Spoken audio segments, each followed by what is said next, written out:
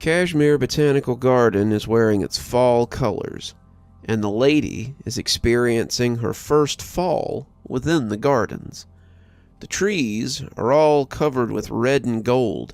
The faces in the trees have begun taking on a ghoulish cast, and the grounds are filled with kids coming to see our Halloween revelry. The town of Kashmir has a party going on Halloween night, and we've been piggybacking off of it for the last couple of weeks. It's been a whole week of candy, costumes, and a lot of tricks and treats. It all started about a week before October, when the lady came to me with a strange request. Do you know what this Halloween is? I've seen flyers for it, and I'm not sure what is expected of us. She'd come back from the town council meeting, heard the other town heads talk about Halloween preparations, and had questions about what was expected of her. I almost laughed. My lady, have you never heard of Halloween? Looking at her now, she appeared closer to the crone I had first encountered. Her age made her no less beautiful, though. She looked like a woman who'd come fully into her beauty, a woman in the comfort of age. But when she glowered at me, I was afraid I had overreached. It was easy to forget that she was a force of nature when you looked at her angelic face, at least until some of that fury re-emerged. I know of the celebration. It's of the cold one, though, and I'm not as knowledgeable about his holidays. The cold one, the Winter Lord, the Green Man. This was one that I had heard of, but knew very little about.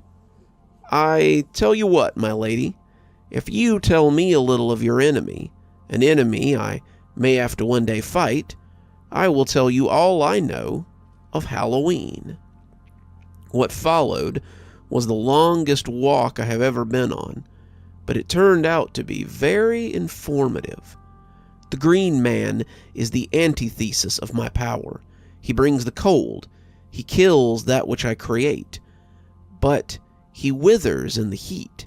He waxes and wanes, grows and fades, and our battle is one that has lasted for ages. His minions are numerous as mine, I suppose, but they are crafty, and they know I am at my weakest.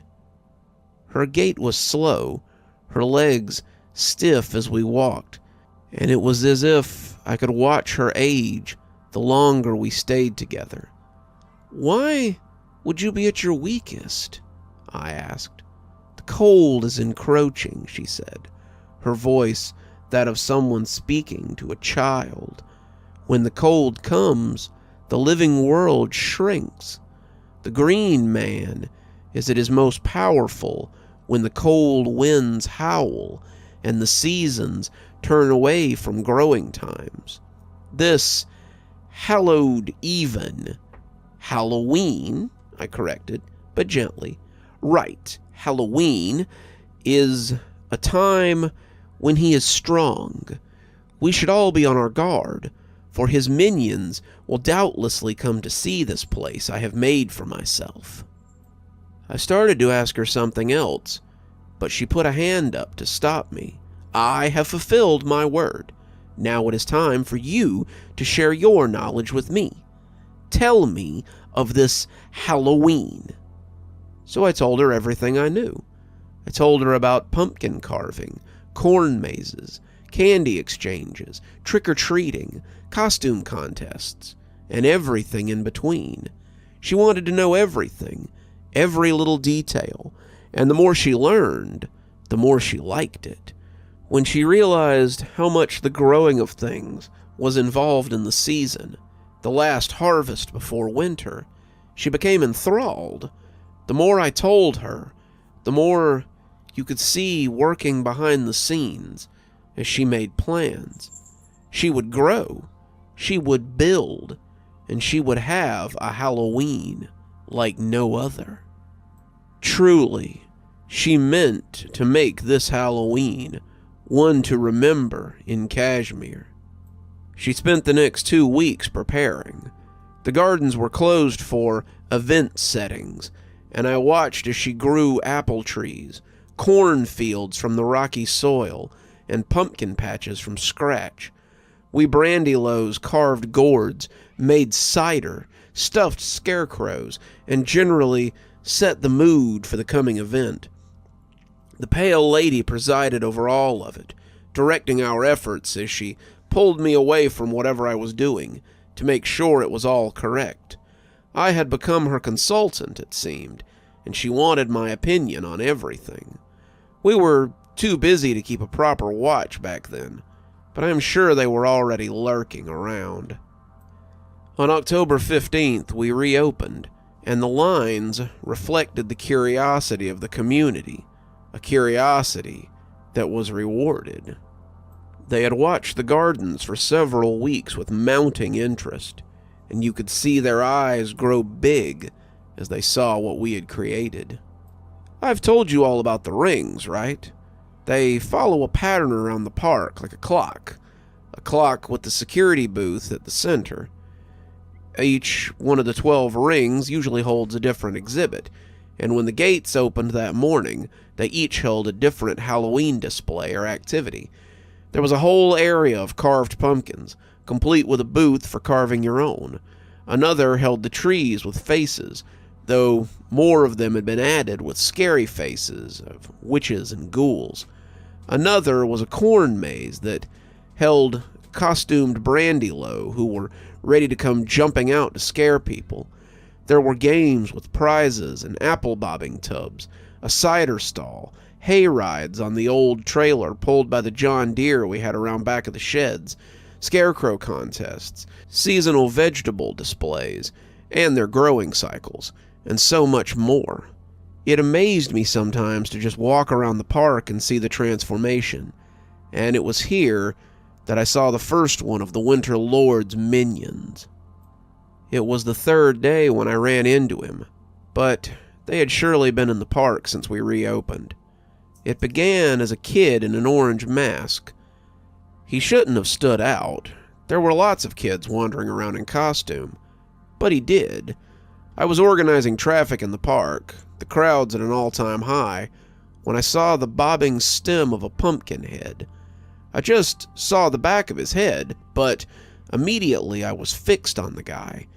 I couldn't have told you why, but for some reason, he gave me a shiver. I started making my way towards him, the crowd parting like molasses, and by the time I got anywhere close, he was already gone. I checked the cameras when I got back to the booth, but I couldn't find a trace of the kid either. It was like he had never been there, but it wouldn't be the last time I saw him. The next day, I was giving directions to a couple of tourists who were looking for the cider tent, and that's when I saw him again. This time, I got a good look, continuing to give half-hearted directions as I watched him from my peripheral. He was definitely a kid, maybe 16 or 17, in ratty jeans and a black hoodie. He wore motorcycle boots and fingerless gloves, and the mask he wore was grotesque. It looked like a jack-o'-lantern with a long, lolling tongue worked in plastic that hung across the cheek.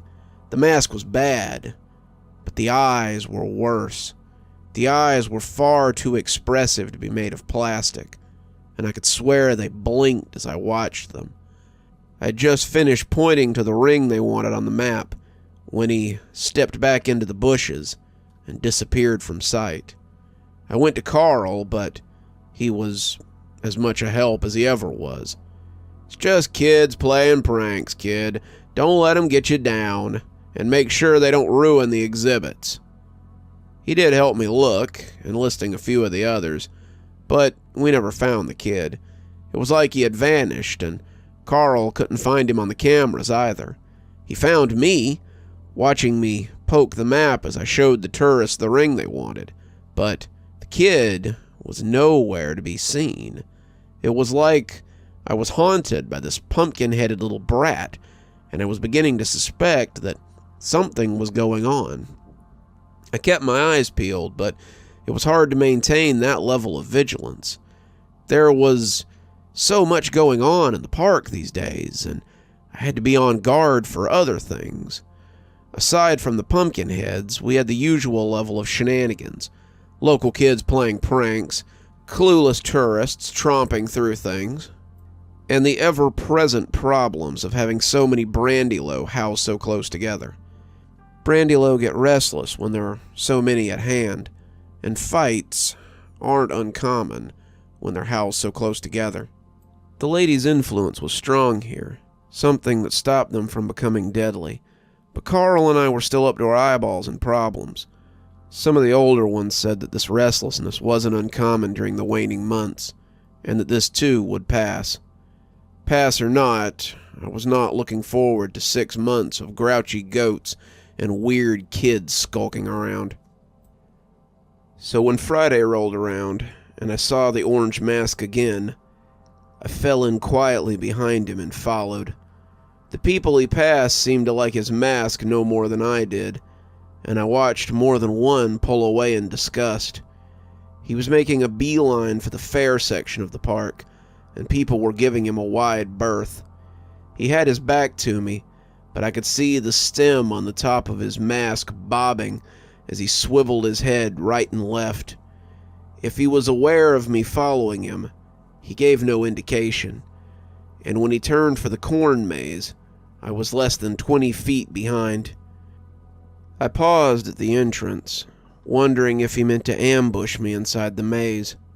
It would be the perfect place to jump me, but I wasn't too worried about my ability to take care of a kid who was a head shorter than me. Even so, I gripped the handle of my nightstick as I headed into the lush halls of the corn corridor. There was supposed to be brandylow in here, my own people who could offer me some backup, but I saw that their hiding spots were empty. If I was lucky, they were just on break, but if not, I hoped they were only wounded and not gone forever. I made my way through the gently waving stalks, the walls taller than me, and as I came closer and closer to the center, I felt sure that that's where I would find him. He still had his back to me, his hands linked behind his back, and he looked into the corner of the corn maze when I came up on him. "Are you one of the pale bitch's creatures?" My hackles rose, his words lighting something deep within me. "You will speak of my lady with respect. I am her servant, for now and for always." He turned then, and up close the mask was even less pleasant.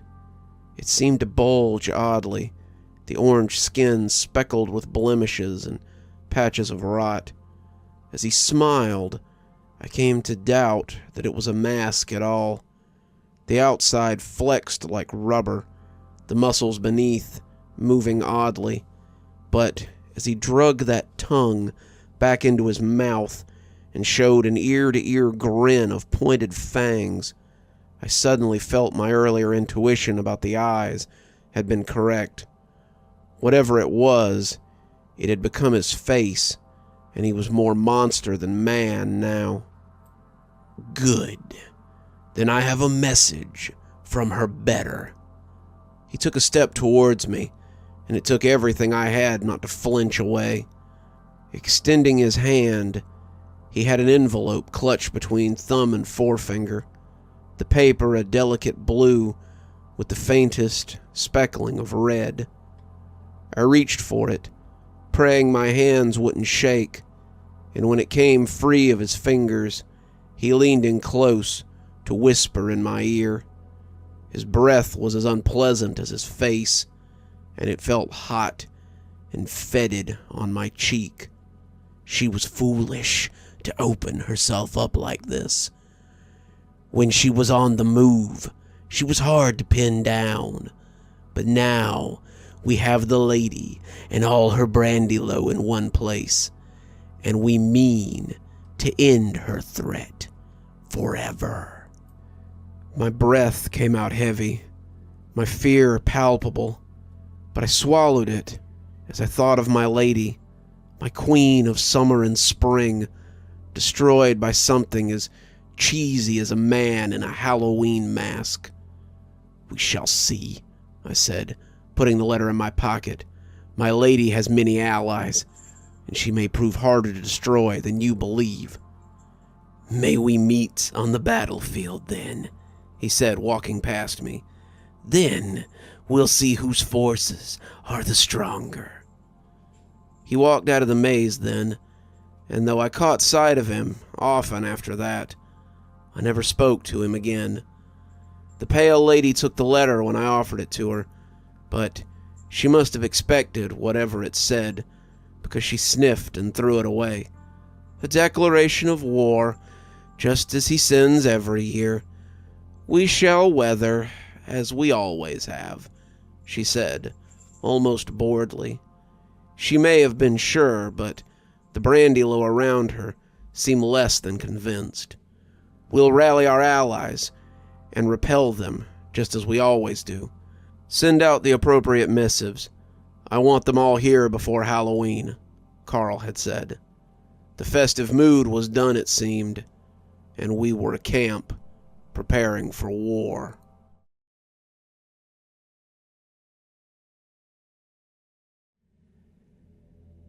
When the doorbell rang, I grabbed the bowl and headed for the front.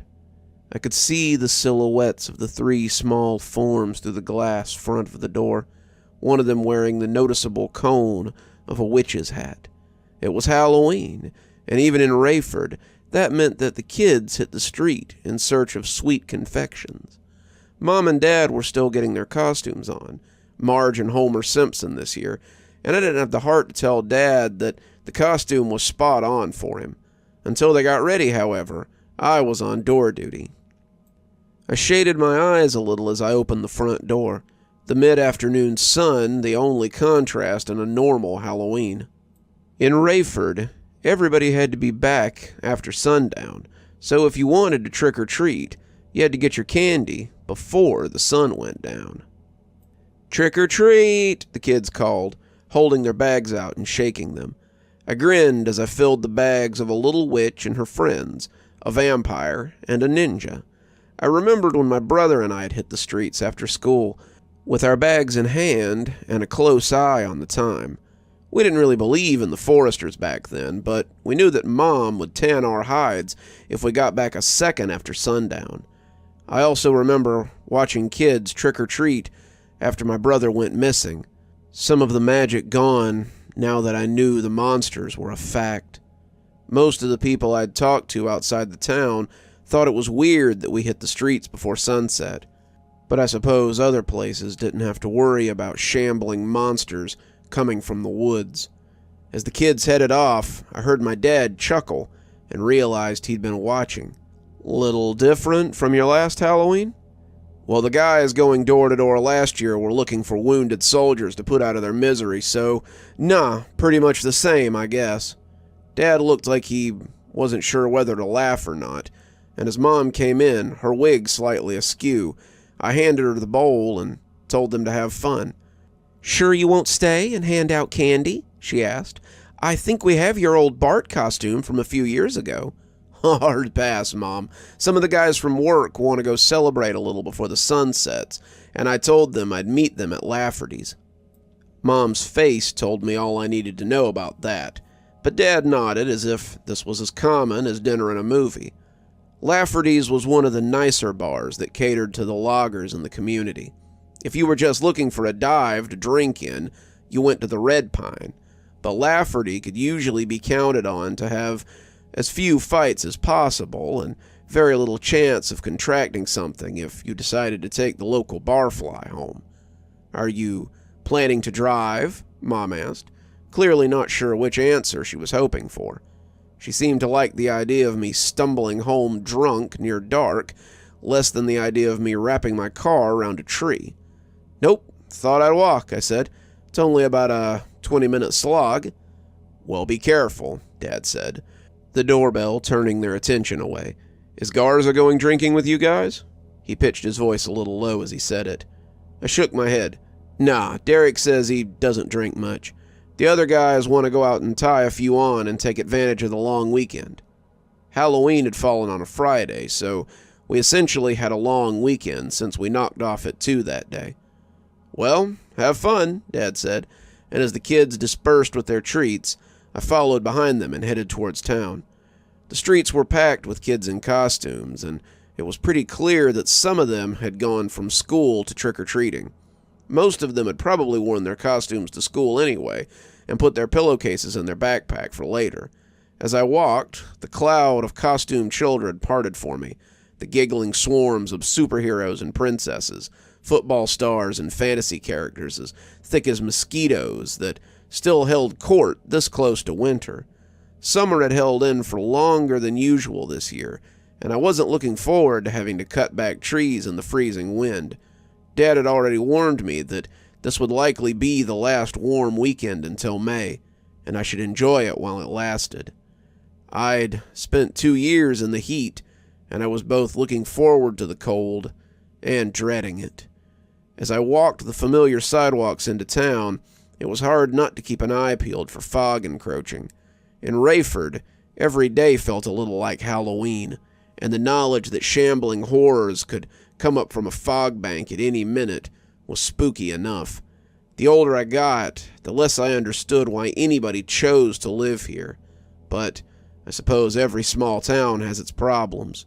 Some places have nuclear waste, some towns have aggressive wildlife, and Rayford has terrifying creatures that come from the woods. As the town came into sight, I couldn't help but take in the holiday plumage of Rayford.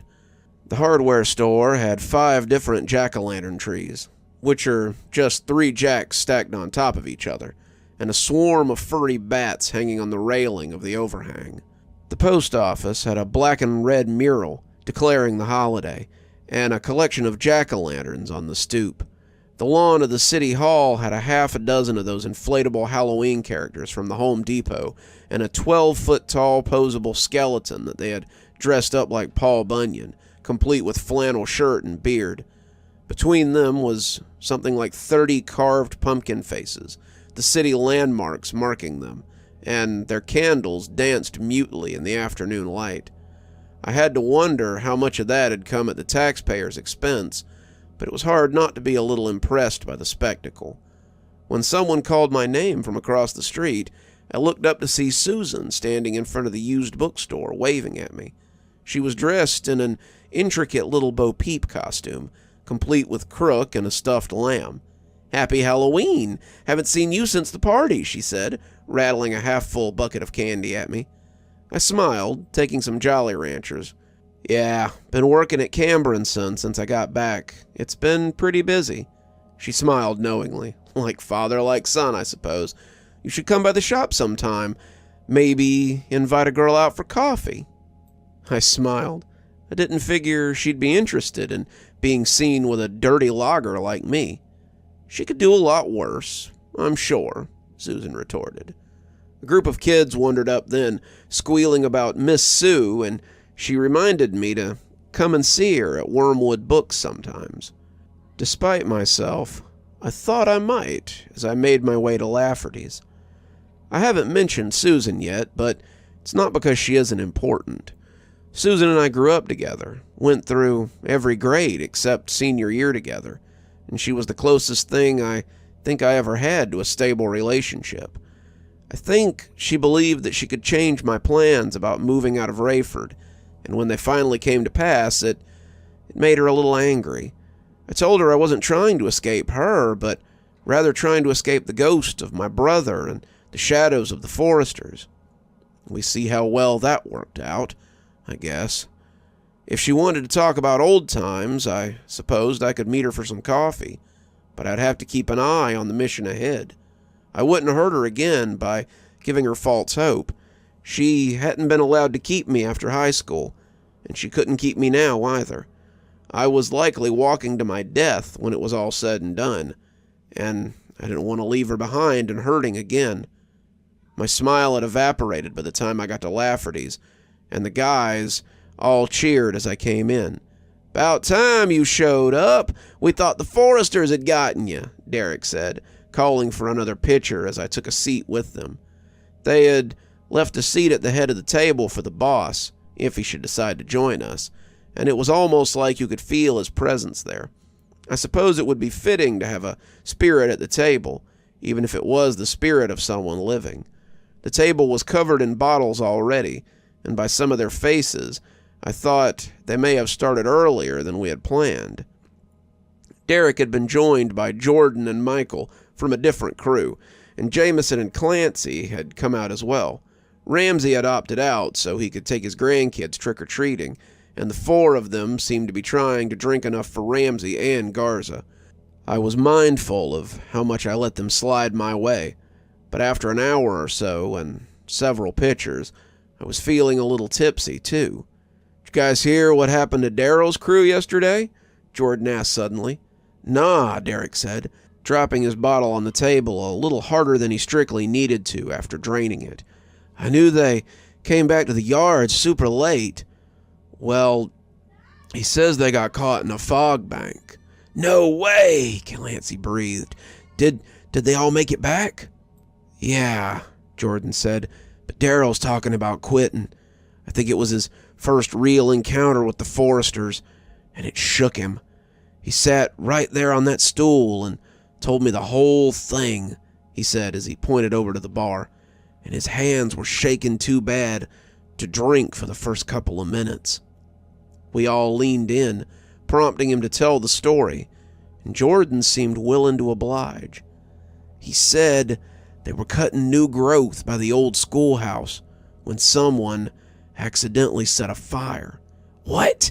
Jameson said, turning his head quick enough that I thought he might pop a tendon. "How does one accidentally set a fire?" "Well," Jordan continued, "he said that Gabriel, the kid that's always wearing the orange beanie, tossed his ciggy a little too close to some dry leaves, and it caught before any of them could catch it.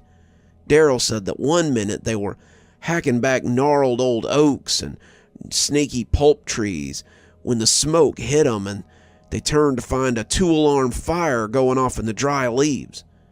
"Did they get it out?" Derek asked, some of the buzz leaving his eyes. "Yeah, but it spread to the tree line before they could get enough water and dirt on it.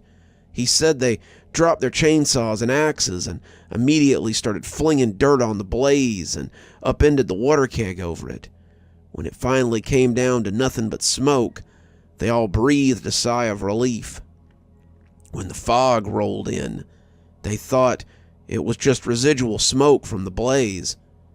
When it got thicker, they all knew what it was and knew they weren't the only ones who had seen the fire." "Shit," Derek breathed. "What did they do?" "What do you think they did?" Jordan said. "They hid. They jumped into the truck. They climbed in the cab. They got under the truck. They got as still as they could. Daryl said he watched from beneath the F-250 as the fog flowed over the job site like a living thing. When the leaves and branches began to break, he knew the Foresters couldn't be far behind. From there, he also saw something that filled him with a different kind of dread." Jordan paused for dramatic effect, like he was talking about a story on TV and not the lives of 5 men, before he dropped the final bombshell. It was the slow glow of a fire deep in a nearby pile of leaves. It was likely the catalyst for the fire that had caused it all, and all the dirt and water they had put down had never touched it. Now it was going to start anew, and with the Foresters so close, there was nothing they could do about it. Everyone sat back a little, letting it sink in. I still didn't know what the problem was with fire, other than that the Foresters hated it. But that was all I needed to know to understand the story.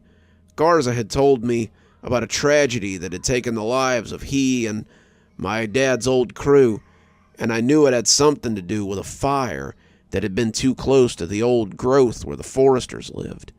It appeared that a fire anywhere near the woods was a problem, though, and I wondered how Daryl and his crew were going to make it out.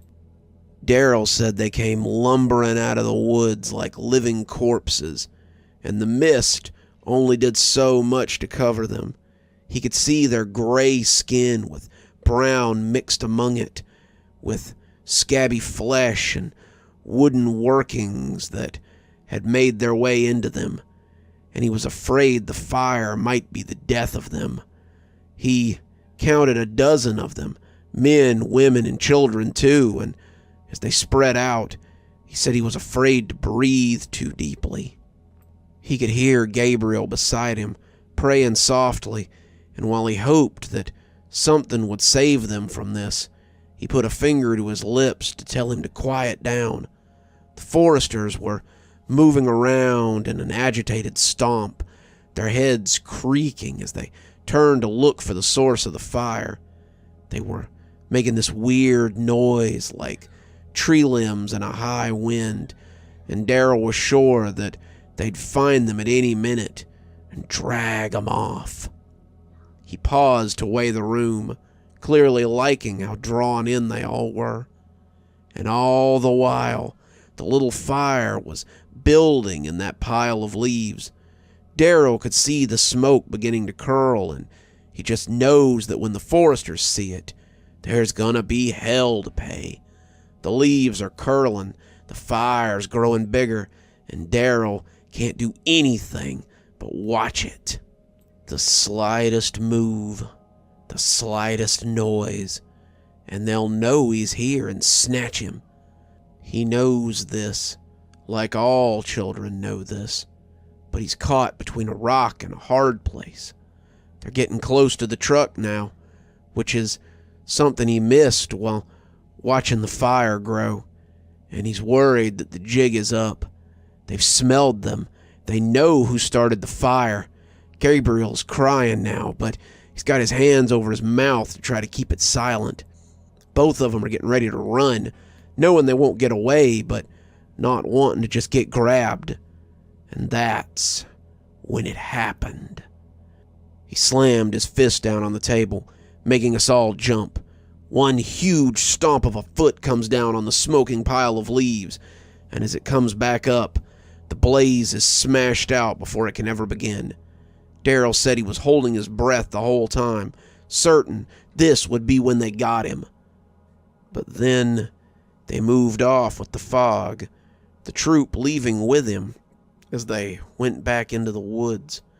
They sat still like that for a few more minutes, not daring to move, but when they heard the truck groan to life, he and Gabriel rolled from beneath it and squeezed into the cab.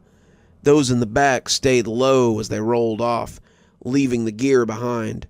None of them cared if it was there the next day or not. They were just happy to have made it out alive. The whole table was silent as the story ended, and I thought Derek might not be the only one beginning to sober up. The sun was making a bright line across the sky, and I wondered how long we'd been sitting here listening to Jordan's story. A look at my watch told me it was pushing 7, and when I got up, I felt my legs wobble a little as the beer caught up with me. I'm gonna call it a night, boys. Gotta get home before sunset. Yeah, Derek said. Yeah, we better get home before the real spooks come out. The others made similar excuses, and we settled up and moved to the parking lot. Most of us had walked, and those who hadn't decided that they would tonight. We all said our goodbyes, and as we moved off, I could feel the night creeping up on me like a velvet curtain, a curtain that meant to drop on me and pin me down. I still had about 20 or 30 minutes before true dusk, but that wasn't much of a comfort. It always reminded me of the time that I'd thought my brother and I could make it home before dark, and how disastrous that had gone. I supposed it always would. The sidewalks were a little less crowded now, and there was no Susan to greet me this time. She, much like the other shop owners who had handed out candy, had rolled up their wares and gone inside. The streets were pretty dead now, the last kid heading for home, and I quickened my pace as I came back into the neighborhood. When a pocket of mist crossed my path, I felt my breath stick in my throat. It lazed across the road from one of the nearby houses, and I froze in place as I saw it. I looked and realized how close it was to dark, my teeth clacking without permission. If I let the mist stop me, I'd be stuck out here after dark, and if that was the case, I'd have to stay on the sidewalk for the night or risk a run home. The mist wasn't thick yet, just an inkling of what I'd seen in my youth, but as I watched, I could already see a smoky figure moving through it. They were getting close to me, their walk a little less stilted than the others, and I wondered if maybe this forester was fresher than his kin. I stood stock still as it moved towards me, but when it broke the mist, I breathed a sigh of relief. The man was dressed as a vampire, his mouth still dribbled with fake blood, and as he came out of the fog bank, he jumped a little when he noticed me. "Jesus, you scared me half to death. I thought you might be a forester, though." He said it as he looked at the growing smoke. "I suppose you might have thought the same." "Yeah," I laughed, breathing out a sigh of relief. "What's with all the fog?"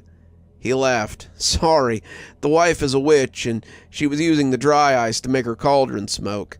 It wasn't until I dumped it in the yard that I realized how much smoke it was making." He reached into the mailbox, taking out a few envelopes before wishing me a happy Halloween and walking back into the dissipating fog bank. I watched him go, glad that it had been nothing, but realizing how low the sun was getting and picking up my pace as I headed for home. No need to tempt fate on a night like tonight.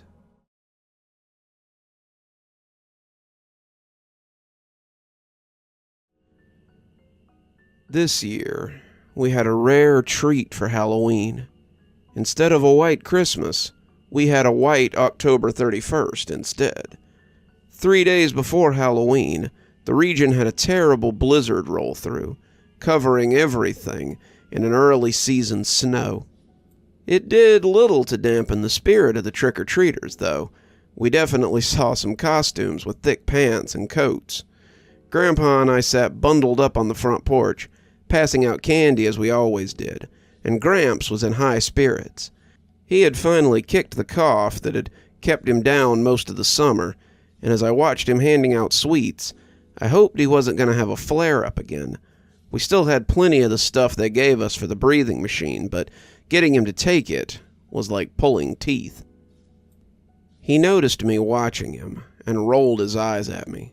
"Don't worry, son. If I start feeling peaky, I'll go inside. Let me have my fun. Who knows how many more Halloweens an old man like me has in him." He smiled as he said it, turning back to fill the bags of shivering kids with treats, but we both knew there was honest dread behind those words. There would indeed come a day when there was no Grandpa to fill the bags of the kiddos with the best the Walmart candy aisle had to offer, and I kinda hoped I wouldn't be around to see that day either. This place just wouldn't be the same without Grandpa to make it home.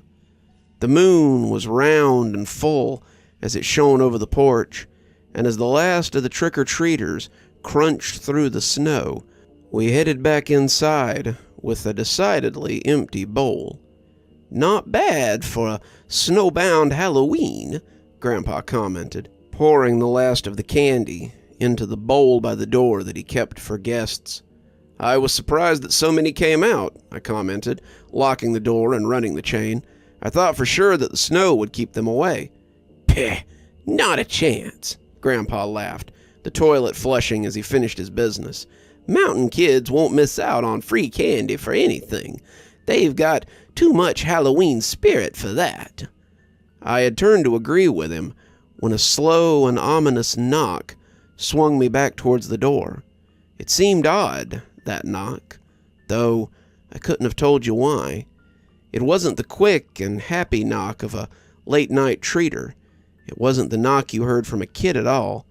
This was the slow and ominous drone of thick knuckles on wood, the low pounding of someone who hadn't had a good night's sleep in years. I looked through the frosted glass on the front door, but the knocker was a hazy outline in the semi-opaque screen. It was adult-sized and man-shaped, but even looking at it made me shudder. The posture reminded me of a corpse, and despite my internal radar pinging like a fish finder, I found I was still reaching for the knob. My numb fingers had reached for the chain when those knuckles dropped lazily against the door again. At long last, it hit me as the chain came sideways, the metal scraping eerily, what those bones sounded like as they rattled the door. I had never heard the noise before, but it had to be an exact match. I tried to resist the pull of courtesy, the draw of hospitality that came from a lifetime with my parents. For my better judgment knew that something terrible lay on the other side of that door, and it would be better to leave it in the cold and the snow. The rapping of those knuckles sounded like fingers drumming on a coffin lid, and I knew without a doubt that this visitor was not of this world. Grandpa caught me by the wrist as my hand closed around the knob, and I was very glad that he had. "Don't open that door. That's not a guest you want in here." The knock came a third time as we stood deliberating, and when it turned slowly from the door and walked away, I breathed a sigh of relief. "Don't celebrate just yet," Grandpa said, putting the chain back up and drawing me away from the door. "It's only just beginning now." "What is?" I asked, not even asking how he knew it was malicious. That had been no straggling trick-or-treater. I'd felt it through the door, but still I felt obligated to offer it hospitality. When someone knocked, after all, and especially when it was cold out, you let them in. It was polite, if not a little foolish on my part. "A night knocker," Grandpa said. "They usually only come on snowy winter nights, but I suppose a restless spirit on Halloween is fitting somehow." "Night knocker?" I asked, jumping a little as a new knock came from the back door. Through the glass, I could see the shadowy figure lurking, and the light from inside the house did little to illuminate it. He raised his hand to knock a second time, and the glass shivered under the bony tunk, tunk, tunk of his gnarled old fist. "Wandering spirits who try to gain entry into a home. Night knockers used to be a profession of sorts, or so I've heard, and I imagine that more than one of them has likely tricked their way into a home that's used to answering a deputy checking for unlocked storefronts. They used to work for the sheriffs in rural areas, checking doors and locking up behind forgetful shopkeepers. But these fellas are a little less altruistic." It finished its third knock while we were gabbing, and I heard it move off across the back porch, back towards the woods. "It's not done yet, boy," Grandpa said, taking the kettle from the sink, and, as if he had conjured it, the thing tapped on the window in the living room, hard enough to rattle the frame. You've encountered them before, then?" I asked, turning to look in the direction of the knocker. "A few times. They aren't very common, but they appear now and again. Don't pay them any mind, boy. If they think you're scared of them, they tend to stick around longer." He added hot cocoa to the kettle, along with milk and some cinnamon, and put it on the stove as he switched the burner on. "Grandma told me about them when I was younger. Said they gave her a real fright when she was around my age. Have I ever told you that story?" he asked, grinning as he slid me a chair. "I suppose I haven't, or you would have known about the night knockers. It appears we have some time for a story, if you'd like to hear it." I nodded, watching as Grandpa stirred some honey into the pot and poured us each a cup full of the contents as it began to bubble. The knocker had moved onto the front porch again, tapping at the window with its stony old knuckles, and as he moved around the house to find more windows within reach, Grandpa took a testing sip of his hot chocolate. I found mine to be perfect. Not too sweet, but also not too hot. But Grandpa must have not approved of his. He took another spoon of the mix and stirred it in, smacking his lips as he tasted it this time. Perfect. Now where was I? Oh, yes. It was a night much like this, and I was staying with my grandma during a frosty January blizzard. My parents had gone out of town, sort of a second honeymoon for their 11th wedding anniversary, and Grandma and I were spending a night together in her little cabin. A storm had blown up about a week after my parents left, and by the second week, we were well and truly snowed in. Why they had decided to take a trip right after Christmas was beyond me, but school was canceled, and it was just Grandma and I on our own. She'd laid in food for the winter, like she always did, and we were eating stew and fresh bread when a knock came on the door. It wasn't a knock of a normal person, though. It was slow and rhythmic, like someone just letting their fingers fall against the wood. I don't know how anyone could be out in this weather, but as I rose to answer the door, Grandma stopped me. "Don't," she said, getting up to check the lock before closing the curtains on the window. "But what if it's someone who needs help?" I asked, worried they'd freeze out there. "It isn't," she said. "It's no one that you can help anyway." "What do you mean?" I asked, getting a little scared as the knocking sounded again against the nearby window. "It's a night knocker," she said, "a restless spirit that wanders and looks for people to let it in." What does it do to them?" I asked, my voice higher than usual as my terror crawled up my throat. "No one really knows. The ones who do don't live long enough to talk about it." She saw that her words really weren't much of a comfort and switched gears. "Luckily for you, it's only one. When I was about your age, I had a whole bunch of them come to your great-grandmother's house while I was there alone. Would you like me to tell you about it?" She'd gone to the wood stove and put on some tea, the kettle already thumping as the water got good and hot.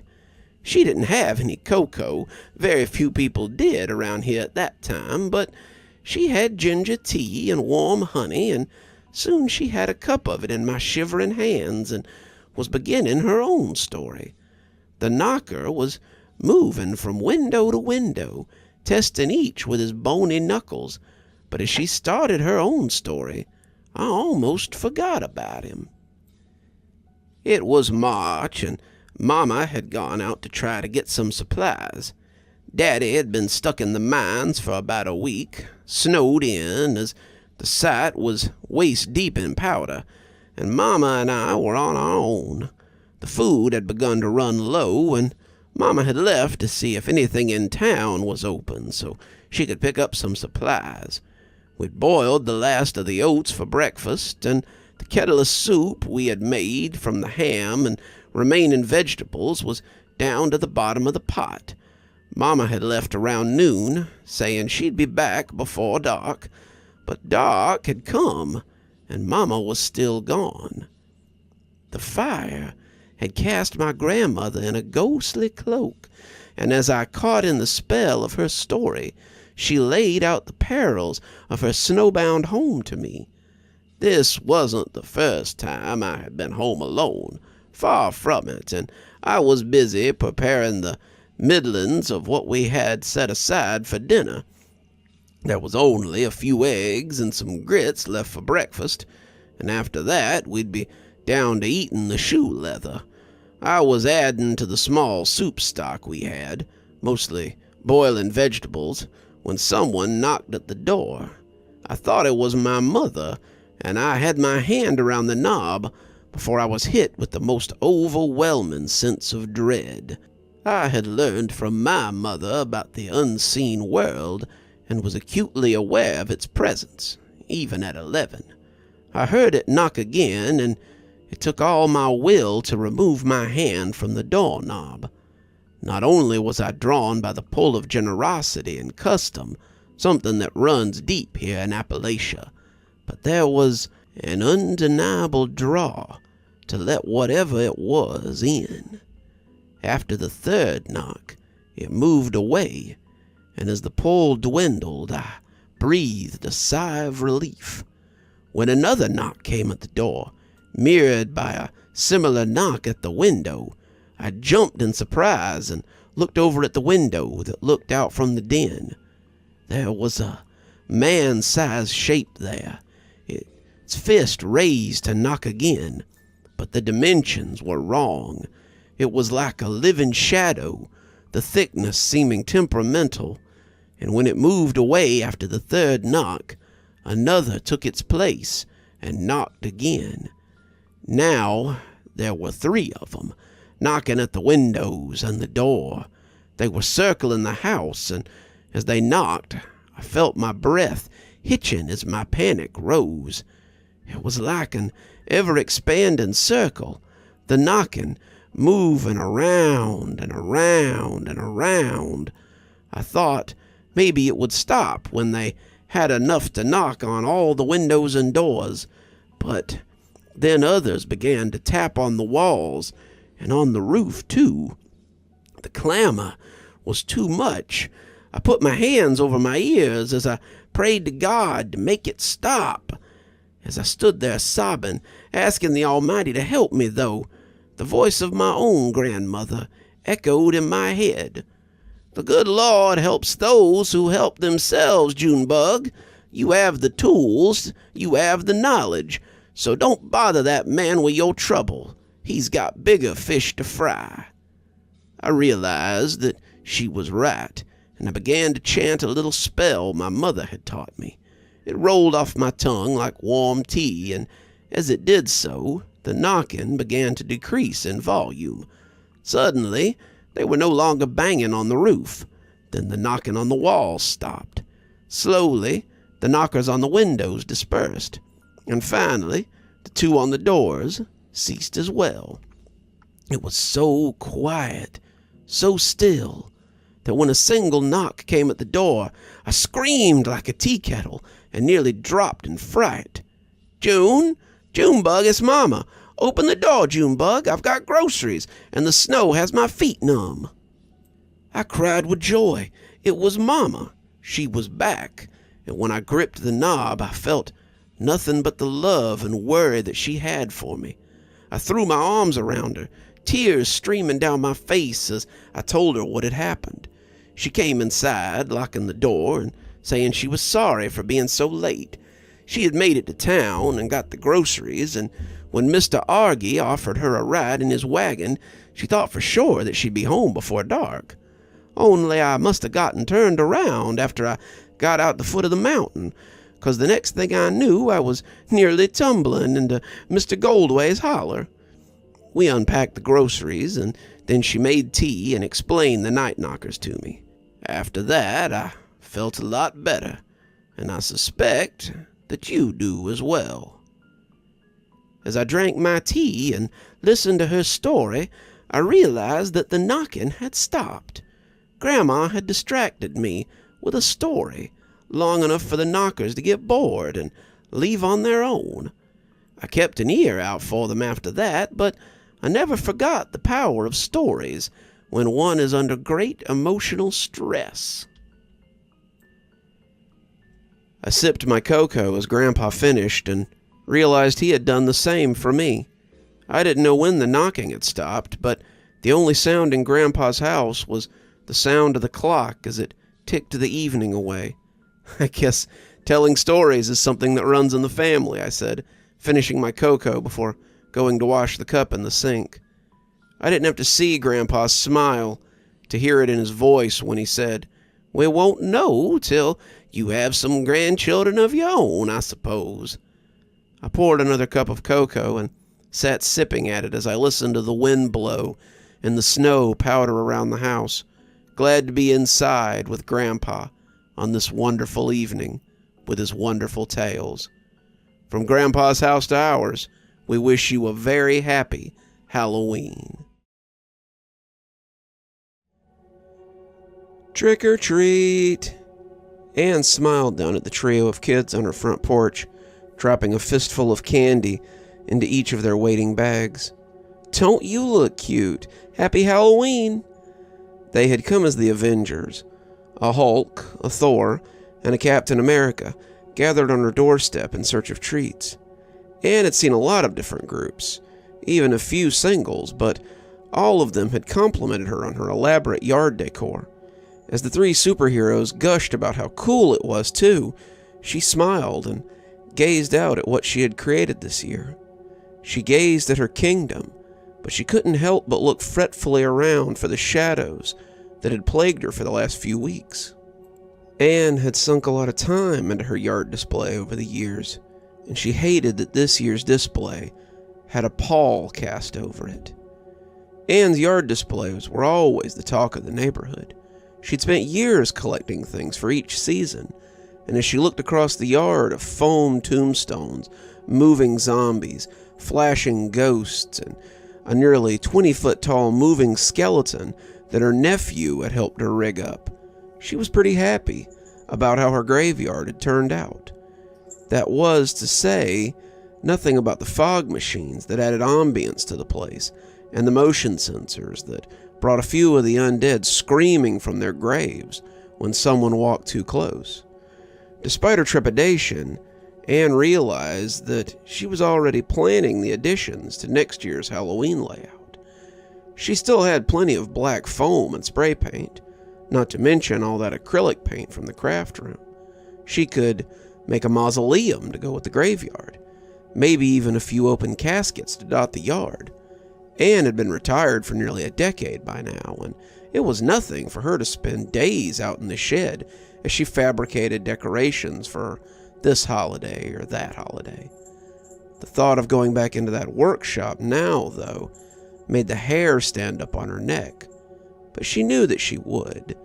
Anne wouldn't let anything stop her from what she loved most. She set out a spread for every holiday, that was true, but she saved her best work for Halloween. Halloween had always been special to Anne. Her mother had begun setting up their yard on September 30th every year for as long as she could remember, and her mother's spread had always been something to see. Growing up in a strictly religious family, Anne's mother had never been allowed to celebrate Halloween. I watched from the front window every year as the other kids went by in their colorful costumes and longed to be a part of it. Now, I make up for lost time by having the best yard and the best costume, she always declared proudly. She wasn't wrong either. Anne's mother was always the envy of the cul-de-sac, and her daughter had certainly taken after her in that aspect. She poured so much effort into her decorations, and as one of the kids jumped at a rising zombie, she knew that the first place prize for the best yard contest would be hers again this year.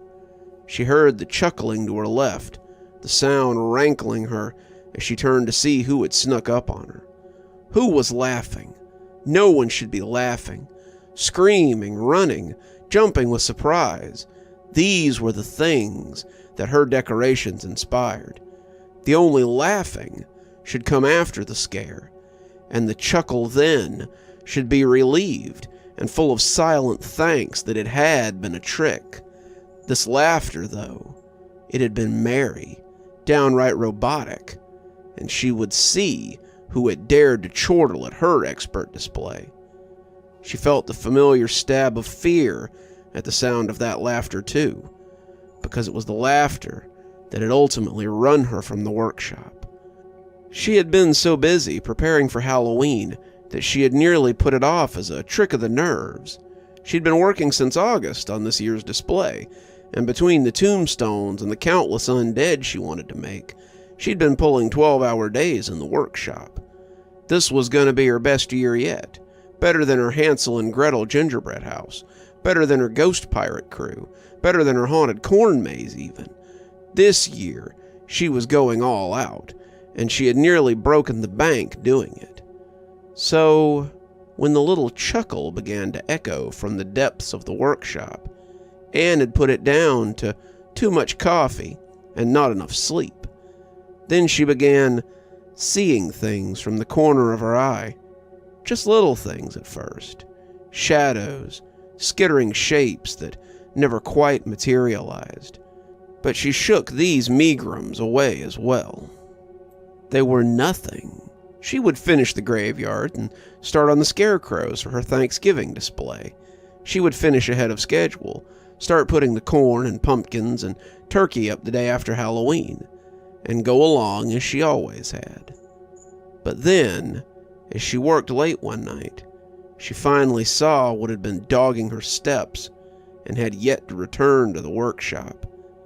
She had heard the laughter as she was shaving another inch off the last gravestone, and looked up to see a grinning shade crouched in the corner of the little building. It was closer than she had expected, nearly in biting range of those massive teeth, and the tombstone had made a hollow thunk as it fell off the bench. She had scuttled towards the door, her heart racing as the undulating shade took a step towards her. It loosed that canned laughter again, its mouth opening like a snake's mouth as the shadow split like oil, and she had slammed the door shut behind her, locking it with the key as she ran for home. She had finished up the last tombstone in the kitchen, and had been thankful that all the zombies were stacked on the back porch. Now, however, there was no door to slam, no lock to run, and it was just her and the intruder that was hunched on her porch railing. Standing on the rail, watching her from beneath a tatty, yellowing bedsheet, was a little ghost. The kid couldn't be more than 7 or 8.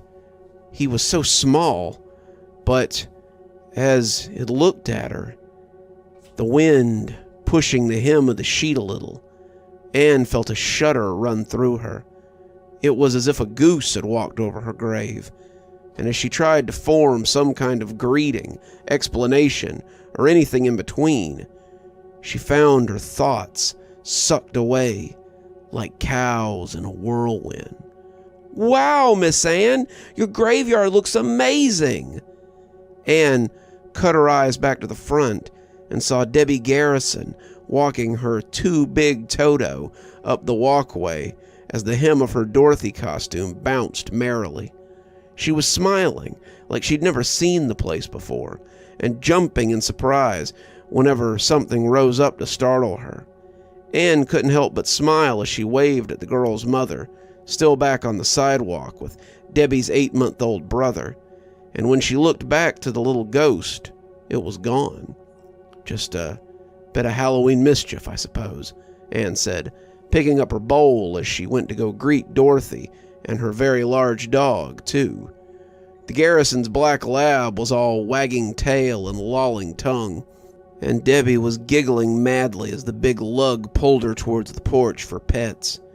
Anne obliged, scratching him behind the ears as he liked to have, and tossing him a popcorn ball as she filled the little girl's bag with treats.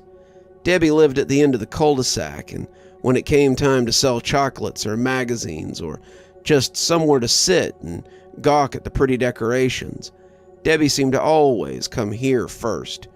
She was the closest thing Anne felt like she'd ever have to a daughter, or a granddaughter, and she was glad the little girl had come for her yearly candy haul.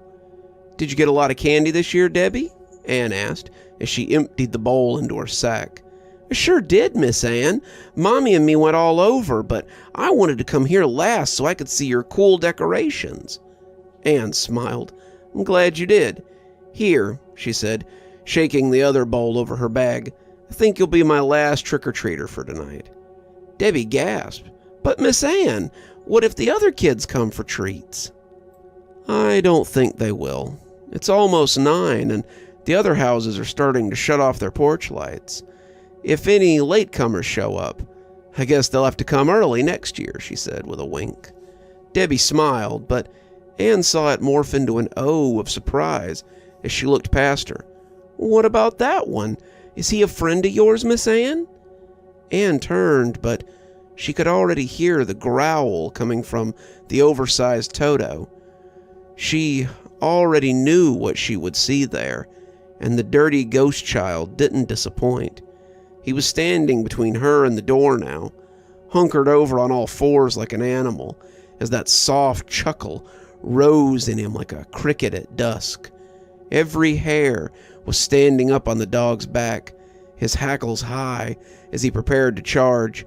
If he did, the little girl would likely be hurt, and when Anne stepped up next to her, it was as much for the protection of the dog as to hold on to its lead. "Debbie," her mother called, oblivious to what was going on a few feet away. "Come on, honey, it's getting late. Your brother's ready for bedtime." Anne had looked away for only a second, but as she turned back, she heard the growling dog become confused as the little ghost vanished back to wherever it had come from. "Miss Anne?"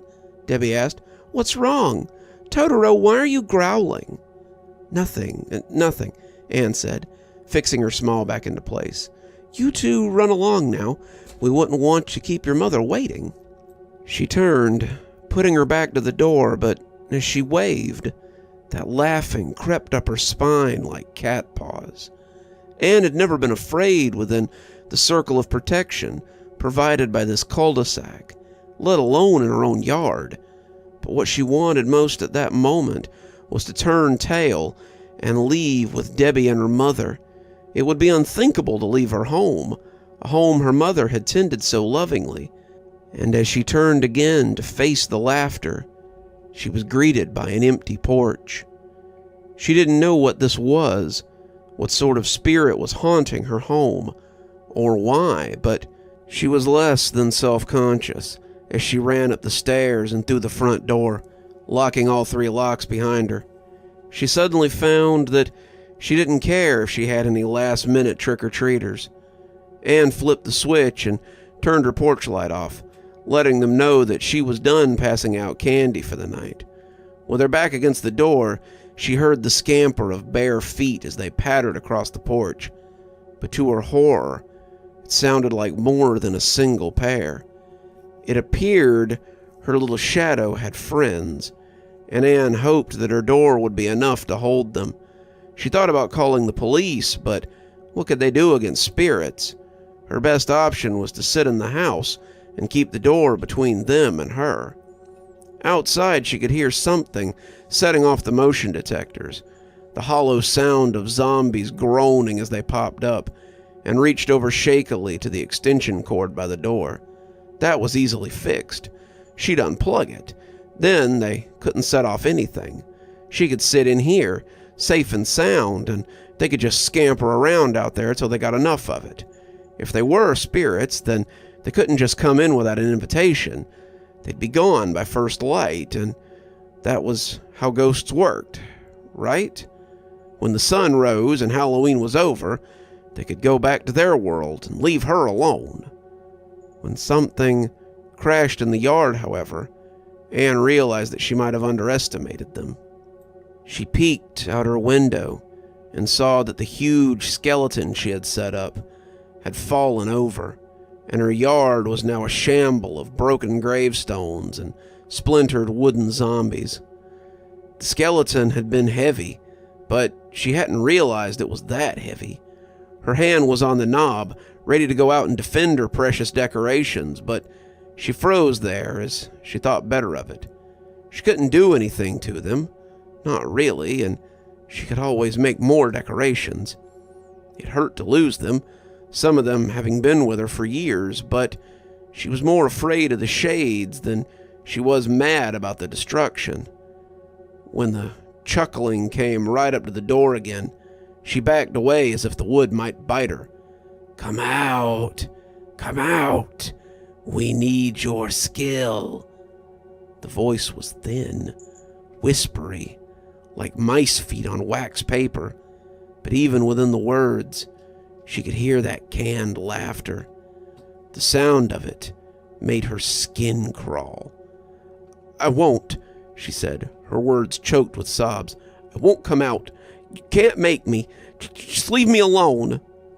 She hadn't been this scared since she was a child, and the realization made it even worse.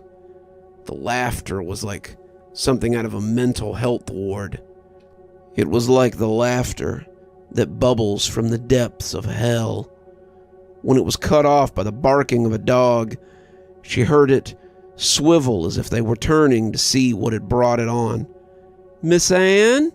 came a cherubic voice. "Miss Anne, are you okay? I was taking Totoro out to do his business when I heard a loud noise. Miss Anne, are you all right?" The laughter was merry, gleeful, as they discovered they had another toy to play with. "No matter," they lilted. "We'll just take her instead." The feet darted from the porch, and when Debbie screamed, it was cut off suddenly by a small and hesitant laughter. Anne felt her breath hitch as it grew in volume. The girl moved to merriment by the laughing shadows. No, not Debbie. They could take her serenity, her security, and her decorations. They could invade her yard and her workshop, but she wouldn't let them have that little girl. She was out the door and onto the porch as the laughter took on a choking quality, and she could see both Debbie and the lab lying on the sidewalk and writhing with laughter. Debbie was clutching her throat and gasping for air, trying to breathe past the laughter and failing. The dog, the one with the odd name she could never remember, well, she had never heard a dog laugh before, and it was clear that the vocal cords of the animal were not set up for it. It made a soft, chuffing sound, like sneezing but higher pitched, and it too seemed to be struggling to breathe. The shadows that stood crouched around her looked up when Anne shouted at them, and their smiling, gleeful faces made her all the madder. "Stop it! Stop it! Stop hurting them! Leave her alone, and I'll do whatever you want. Take me instead, but leave her alone. She's just a little girl. She has her whole life ahead of her. Stop it!" Anne was crying by then, fat, ugly tears that ran down her face. But when one of the creatures lifted her chin with a dark finger, she felt a chuckle bubble up through the sorrow, like water from deep within the earth. "Come with us, then. We need your help," it rasped. My help?" she said, the laughter becoming infectious. "Yes. We will need sets and costumes for the show. You will find your talents are in high demand." Debbie had stopped laughing, lying so still on the sidewalk that Anne thought she might be dead, until she saw her breathing. She nodded, getting up as the laughter gripped her like a fist. She went laughing into that dark place, and her disappearance was quite the neighborhood mystery for years to come. It seemed that the gallery got their trick-or-treat that year, and they were merrier for it.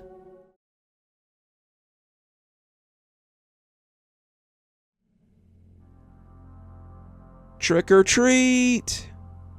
The screams of happy children enveloped the two as they walked up the sidewalk of Kashmir's Main Street. Dr. Winter, her costume making her look a little like a noblewoman from an episode of Game of Thrones, walked arm in arm with Marguerite as the two took in the sights of Kashmir.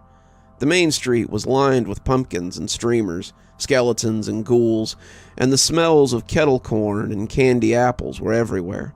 Swarms of children ran to and fro as they went between the storefronts, and Winter smiled as the owners filled their bags with treats.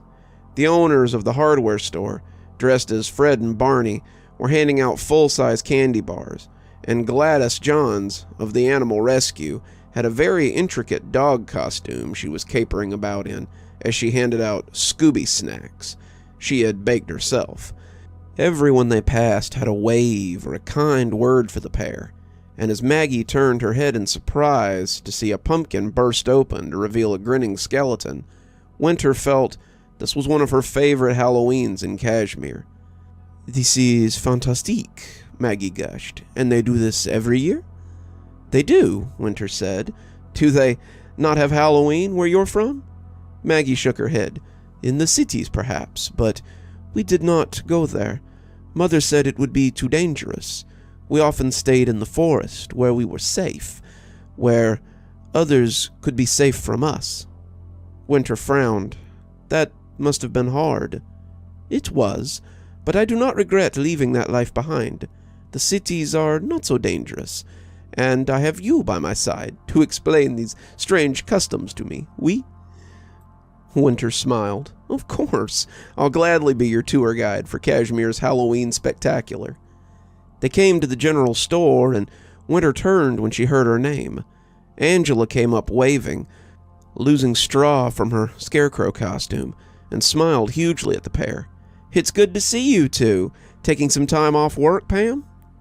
Winter smiled as she cast her hand out to indicate everything. "Halloween comes but once a year." "Would that it happened more often," Angela said. "Otto's around here somewhere, too. He and Marcus and I dressed as scarecrows this year. We got some really cute pictures before we left. I'll email them to you." Pamela nodded, but it was hard to ignore how Angela's eyes kept darting around as she spoke. She knew who she was looking for, and it worried her to see her friend like this. Angela would be back in the clinic within a week, and Winter really needed to find a solution for her problem. Perhaps if Marcus could give her another baby, but more children likely weren't the answer here. "You okay, Pam?" Angela asked, suddenly snapping back. "You look like something's on your mind." Pamela shook her head, waving her friend off as she fixed her face. "It's nothing, Angie.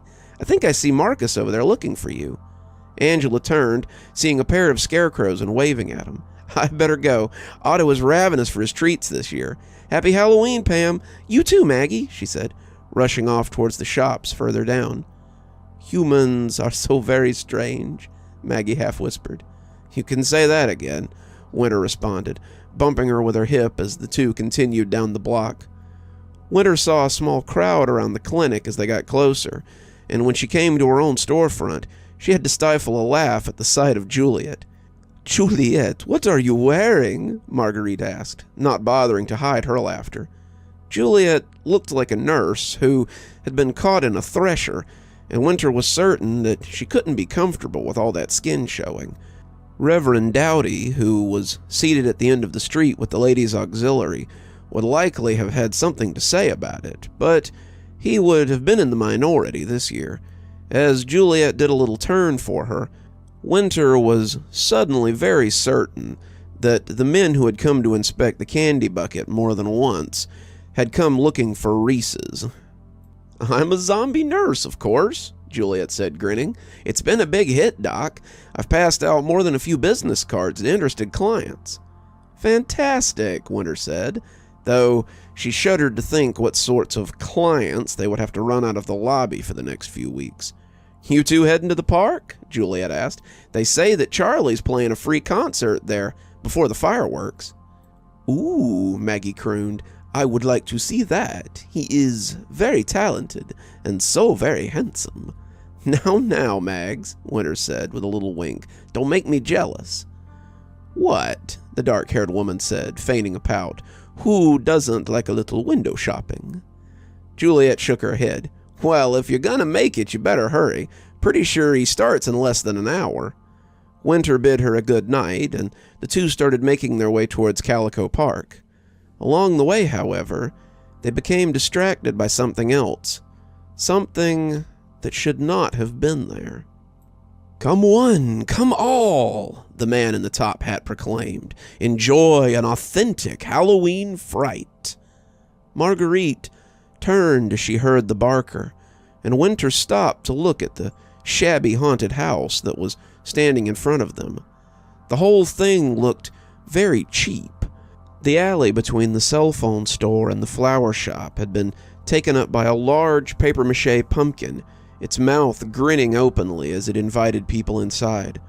Paper bats and ghosts hung on strings outside, and the guests walked into the belching cloud of the fog machine as they went inside. It was all capped off by a sign that promised a refund if the buyer wasn't completely satisfied, and Winter noticed that more than one person came out with a familiar look. It was terror and deep fear, but also acceptance, perhaps even closure. Winter, however, was more curious about the man running the show. She knew everyone in town. Everyone. But this man was a stranger. He was dressed somewhere between a ringmaster and an undertaker, and as they locked eyes, she sensed something not quite right about him. He wasn't just a stranger to the town. He was a stranger to this world. Maggie was already walking in that direction, and Winter allowed herself to be led. "Good evening, ladies. Would you care to take a trip through my house of horrors?" Maggie looked at the entrance with barely contained derision. "Is it very scary?" "I cannot speak to the quality of the scares, my dear, but it is a life-changing and one-of-a-kind experience." "How much?" Winter asked, not impressed. "Just $5 each, and, of course, you will be given a full refund if not completely satisfied." Winter reached into her purse and dropped a 10 in, the two of them heading for the entrance. "What's wrong, love?" Maggie asked. "You seem tense." "I don't know," Winter said, the hair on the back of her neck lifting now that the man was behind them. "Did he seem odd to you?" "Most humans seem a little odd to me. I am not a good judge of this." They walked between the lips of the giant pumpkin, and as the smoke enveloped them, Winter coughed as it settled around her. It smelled familiar, brimstone and hellfire, and as Maggie disappeared from her arm, Winter grabbed for her desperately. She turned, but her love was already gone, and Winter spun in the dark place as she searched for her. "Marguerite? Maggie?" She turned frantically, her eyes not finding her, but she did see something in the gloom, something that confused her. It was her desk, the one from the clinic that she had sat behind so many times before, and on it was a steaming mug of what she assumed was tea. It sat placidly, the steam rising and dancing as she approached, and as her hand wrapped around the mug, she saw the tea inside beginning to churn and ripple. The cup shook, shaking Winter's whole arm, and as she dropped it, it burst as 100,000 memories spiraled from the spreading liquid. The bulbous little balls that she collected from her clients, each of them a rainbow of colors, began to fill the space, and as Winter stepped away, she heard a tittering little voice, like bugs on her skin. "So many memories, Doctor. Is it because you're afraid to analyze your own? What lies within Dr. Pamela Winters that makes her so afraid to look there? What makes you seek out others so you don't have to?"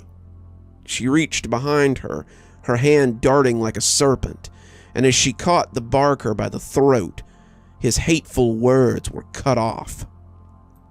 "I don't know who you serve, you little imp, but you would do well not to torment me. Do you want to see what lies inside my head? Very well then, have a look." Winter took a deep breath, retching only a little as she brought up a pulsating red something that bristled with barely contained energy. The barker struggled, his face turning different colors as she held him up, and as he took one big breath of air, she pushed the squirming fruit into his mouth until he took a bite. His eyes grew wide, his form trembling as her memories ran down his chin. She knew what he was seeing, but clearly it was not what he expected. He had expected her to be a talented charlatan, perhaps even a true practitioner of the arts. But as he gazed upon the smoking pits she had once inhabited, he knew she was beyond whatever small magic he possessed. She didn't know what he was, a spirit or some kind of magical creature, but she knew that he was nothing next to her, and she would not suffer this disrespect, not in her town. She would not be made a fool of on her own territory by one such as this. Snatching it back, Winter wolfed the memory down before it could overpower him, not wanting to ruin him, only to teach. I had no idea who I was dealing with. Please forgive me. His confident facade had faded, and now she saw that the haunted house was not the only thing shabby about him. Pack your little horror show up and get out of my town. If I ever see you here again, you'll be lucky to end up in one of my little glass bottles. He took his leave in a puff of smoke, leaving Winter alone in the alley that she and Maggie had walked down only a moment before. She heard a whimper and turned to her left, her heart skipping a beat. Marguerite was crumpled on the concrete, sobbing like a child as Winter knelt beside her. Mags, it's okay. I was back in the woods again. I was being hunted by the man with the crosses. My mother. It's over now, Maggie. Just a parlor trick. He's gone now. She held her, letting her get it all out as the music began to tune up in the nearby park. Come on, let's go hear what Charlie Guthrie's written for the occasion and forget all about this. She looked up into Winter's eyes, her lips turning up as she took her hand. I would like that very much.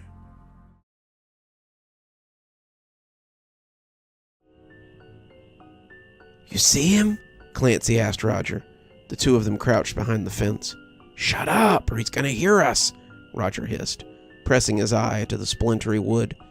It was after sunset, and if their mothers realized they weren't home yet, the boys would be in big trouble. They didn't care, though. They wanted to look at this mysterious fella who lived in the creepy old house at the end of the block. The one who only came out after dark. Thomas Baldew was known to almost everyone in Chambliss. It was a small town, a town built on coal and lumber, and the population was roughly 20,000. As such, the large and foreboding house at the end of Fortner Lane stood out like a sore thumb. In a town of mostly trailers and ranch homes, the house in question was Baldew Place, and it loomed like a gargoyle at the end of the cul-de-sac. No one knew how long it had been there, but some of the kids had seen a picture of the old manor in old paintings from the early days of the town. They say it had been occupied by the town's founder, and when he'd been arrested after a string of children had gone missing, someone new had taken up residence there. Someone who only came out after dark. The mob hadn't waited for justice to be served, it was said. They had dragged Thomas from his cell and beheaded him in the street, something that was the custom in certain places. Afterwards, the townspeople had wanted to go and see what sort of things the town founder had in his now empty home. But when the lights kept coming on and strange figures were seen around the grounds, they thought the magnificent manor might be haunted. They assumed it would eventually fall to pieces without someone to take care of it, but instead, the house remained, and even seemed to thrive under the care of whoever owned it. People had seen a shadowy figure making changes to the home for years, maintaining the grounds and fixing the damage to the ancient three-story, but no one had ever met him. That was 100 years ago, and as the town grew, the house remained as a mystery within Chambliss. No one in town still believed the house was haunted, but they knew someone was living there. Whoever they were extremely reclusive. When people came to the house, no one ever answered the door. If you approached the person while they were in the yard, they would always retreat inside. No one knew who they were or what relation they might be to the old founder. But they did know one thing about the owner of the house, and that was that he loved Halloween. The owner of the house may not be social the other 364 days of the year, but on Halloween, they threw the gates open and passed out the choicest candies and the best tricks. As the boys watched, the yard was already being prepared for the coming holiday. The front porch was festooned with pumpkins. The yard was set with gravestones and half-buried caskets, and the cobwebs and bats were thick in every tree. The trees in the yard always looked skeletal, despite how much attention was paid to the lawn, and they added to the aesthetic of the home. No one could be sure, but everyone was pretty sure the creepy nature of the homestead was intentional. The wood was dark, painted a deep brown, and stained like dark chocolate. The windows always glowed with something like candlelight, and the house just seemed to lean malevolently. Beyond those gates, it was Halloween every day for whoever happened to live there. "What's he doing?" Clancy asked. The crack he was peeking through wasn't very wide, and Roger had the better vantage point with the knothole. "He's filling orange bags with leaves for yard jack-o'-lanterns." "How does he see?" Clancy asked, the scritch-scratch of the man's rake constant as he collected up his medium. "Dunno. He doesn't even have the porch light on. Maybe he's raking by pumpkin light." Clancy wanted to look up over the fence, but he didn't dare. Both boys assumed the man would just leave if he thought they were watching, but you could never be sure. When Clancy's mother called his name, the boys stiffened like a goose had walked over their graves. They could see the person in the yard stiffen too, looking in the direction of the call as he turned to the fence. In the gathering shadows, they could see that he was dressed in jeans and a sweater, clothes that would look as acceptable for yard work as they would for a homeless man. The garments hung off of him, his body thin and emaciated, and people in town thought he might be sick. His voice, however, did not match his appearance. The voice everyone heard when they did business with him was rich, cultured, and full of vigor. Many of the women secretly held affection for him, saying his voice sounded like one of the men from the romance novel covers they all read, while their husbands were at work, of course. They would have to imagine what his face might look like, though, because he never came into town. He would call the local businesses and tell them he needed supplies delivered to the house about twice a year. Wood, decorations, candy, various and sundry things that he used to fix up the house or to get ready for the holidays. He never called the grocer or the butcher, however, and people weren't sure what he was eating up there. Whatever it was, it kept him going, and he continued to tirelessly work on the house and the grounds by moonlight. "Roger!" came the shrill cry from farther down the block. "Roger, it's past curfew, boy. You'd better get home before your dinner gets cold." "Crap," Roger said, taking his eyes off the yard as he turned back towards the house. "She sounds mad." "We better go," Clancy whispered, feeling very exposed by the pool of illumination from the streetlight overhead. "Yeah, might be a..." "Are you boys quite all right?" said a cultured voice from behind them. Both boys jumped like someone had lashed them with a belt. They looked back, shaking as the shadow of the stranger fell across them. In the gloom of the yard, he had appeared to be a large, thin man, but now he loomed over the boys like a giant from a fable. Both had barely gotten a good look at the stranger before the lamp overhead popped and left them standing in the gathering darkness. Both yelled in terror, scrambling away from the fence as they beat feet up the street for home, as startled by the lamp as the man. He watched them go, his face obscured by the gloom, except for his eyes. Both boys would swear later that they had seen 2 red flickers where his eyes should be. Both boys would also swear that his head had been a grinning skull until the day they died. "It was probably just a mask, Roger," Clancy said as they walked to school the next day. He could still feel the sting his dad had put into his bottom for being out past dark, and his mother had scolded him for bothering the nice man who lived at Baldhu Place. He's never hurt anyone, and he'll never feel like he can introduce himself to the neighborhood if you kids keep bothering him." She had colored a little as she said it, and some of the snap in his father's hand could have been because he'd noticed. Many of the men in town were hoping that the mysterious man would stay in his house and leave their wives to their daydreams. "Mask nothing," Roger said. "That was a skull with 2 red eyes. You and I both saw it." "I don't know," Clancy hedged, not wanting another whipping from his dad for bothering people. His dad had been passed up for another promotion at the paper mill, and he was ornery these days. His mom had tried to console him, saying he'd get it next time, but he'd been sitting in the den with a case of beer in a foul mood lately. "What I know is that someone with a skeleton for a head is living in our town, and we should let people know about it." "Yeah?" Clancy said skeptically. "How are we going to do that? Mr. Baldew never comes out or lets people see him, so how are we going to do anything?" "Just so happens we don't need him to come out. In 2 nights, Mr. Baldew will open his gates and let kids in to trick-or-treat. He always has a spooky display where he hides so he can give people a good scare. If we can get close, we can snap a picture and get proof. You still got that instant camera?" Clancy nodded hesitantly. "Yeah, but if I break it running away, my mom will literally kill me. It was a Christmas present." "We won't break it," Roger assured him. "Once we get proof, we'll be heroes. Imagine how cool we'll be if we snap a picture of the ghost that haunts Baldew Place." Clancy thought about it, and as he thought of the kids at school chanting his name, he decided that it might be worth the risk. He and Roger would be legends, and a reputation like that could take them all the way to middle school. "What's your costume this year?" Roger asked, though it sounded like it didn't matter. "I got a cardboard box robot that I made last year," Clancy said. His dad had helped him make it last year, back when he was in a better mood, and Clancy had added a little more spray paint the following week. That had earned him a loud scolding from his dad, too.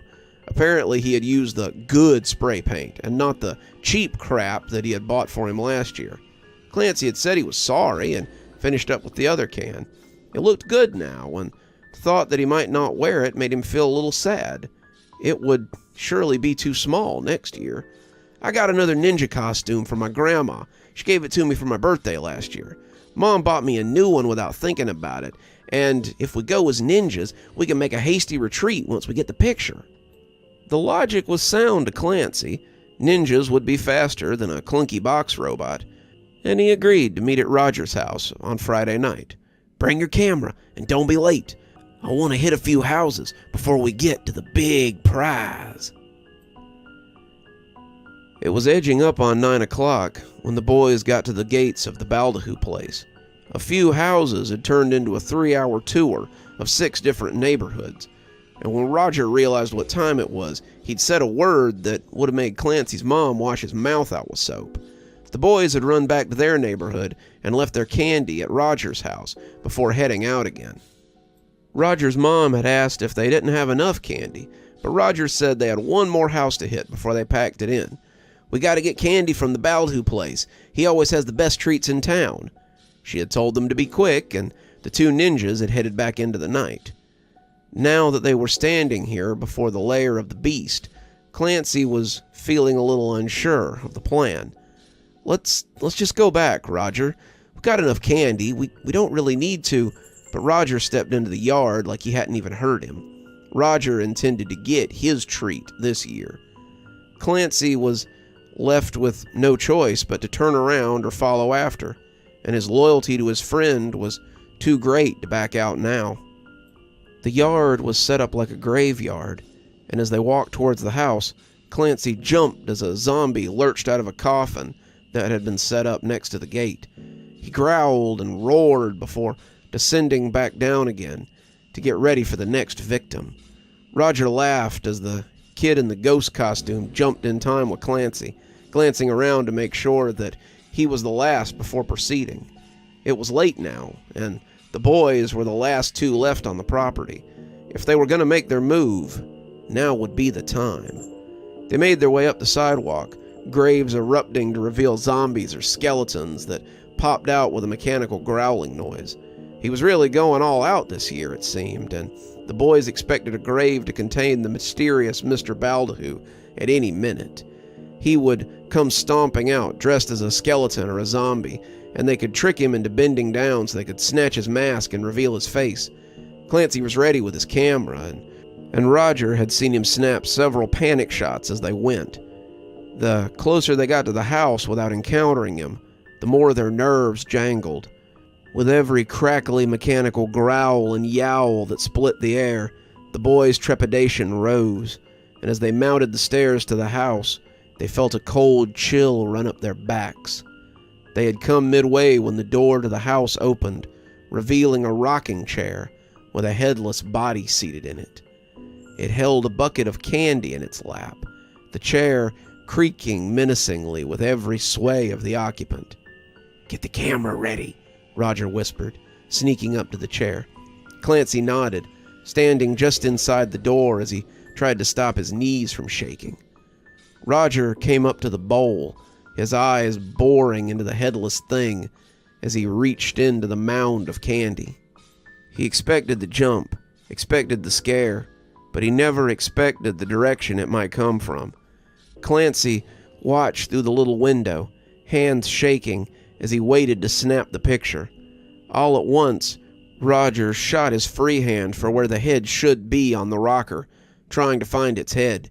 Should be right below the neckline, an easy grab, but as Roger patted the spot, he found it solid, crying out in pain as something took hold of his rooting hand. He had been so intent on the shoulders, he hadn't bothered to take his hand out of the candy bowl. Now, something had a hold of it, and Roger was afraid it would tear it off. "Clancy! Clancy, help me!" he yelled, but the door slammed shut then, sealing their fate. As the man stood up, Roger pulled his hand free of the bowl, and Clancy screamed in terror as the bloody skull chomped happily at it. It was an old skull, the bones red with blood, and the teeth were turning red as Roger's fingers were ground beneath them. Roger shook it only once, the pain too great to have it move much, and when the meaty snap washed over the boys, the skull hit the ground with nearly half the finger still in his mouth. Roger fled, pounding on the door as Clancy sputtered and cried for someone to help them. His camera flashed a few more times, but what it caught was anyone's guess. When the body bent down to get the head, tucking it under its arm, the skull seemed to tut as it worried down the finger into its non-existent throat. "Terribly sorry, boys.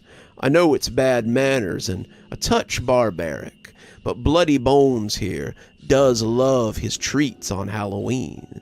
I've had to limit him. Missing children do make such a fuss.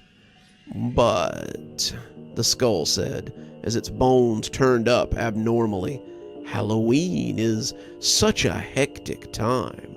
Sometimes children go missing for one reason or another."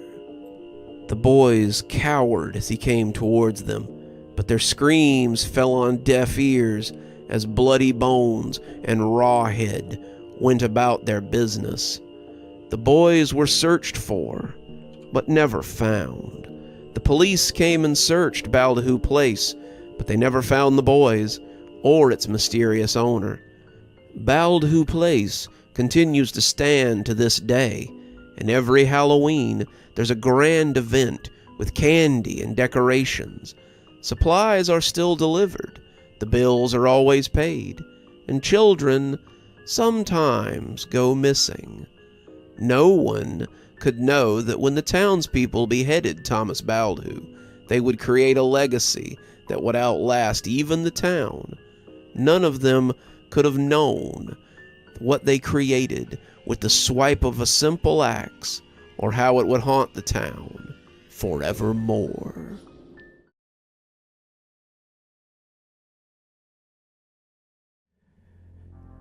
Emily sighed as she stood in the doorway of her childhood home. She hadn't wanted to move home like this, but it seemed silly to leave the house empty after her father's death. When she opened the door, the familiar smells of childhood had assaulted her, bringing tears to her eyes as she remembered all the good times she'd had here. Christmas mornings, birthdays, nights spent on the couch as she and her dad watched whatever was on TV. The old place meant a lot to her, and she had hoped that something like this wouldn't happen for a good long time. Dad's dementia had taken him quickly, and the old house was all she had left now. Emily had lost her mother when she was young. In a way, that was a blessing. Emily had been too young to mourn her, or even to miss her, and her dad had filled the gap easily. He had never shied away from the tasks that he didn't know how to do, and to Emily, he had always been the best dad ever. When she'd gone to college the year before, she had worried about leaving him by himself, but he assured her that he could manage. When he'd gotten the diagnosis from his doctor the year before, he hadn't wanted to tell her at first. It was nothing for sure, he'd told her, and he'd have plenty of time left. Emily didn't need to worry about him, not when she had school to worry about. He downplayed it for 3 months, but Emily began to notice little changes in him that worried her. He couldn't remember what year it was sometimes. He forgot that he was retired now. He called her late sometimes, wanting to know why she wasn't home from school. It didn't come to a head, though, until the police called her after he'd tried to go to work one morning at an office his company no longer owned.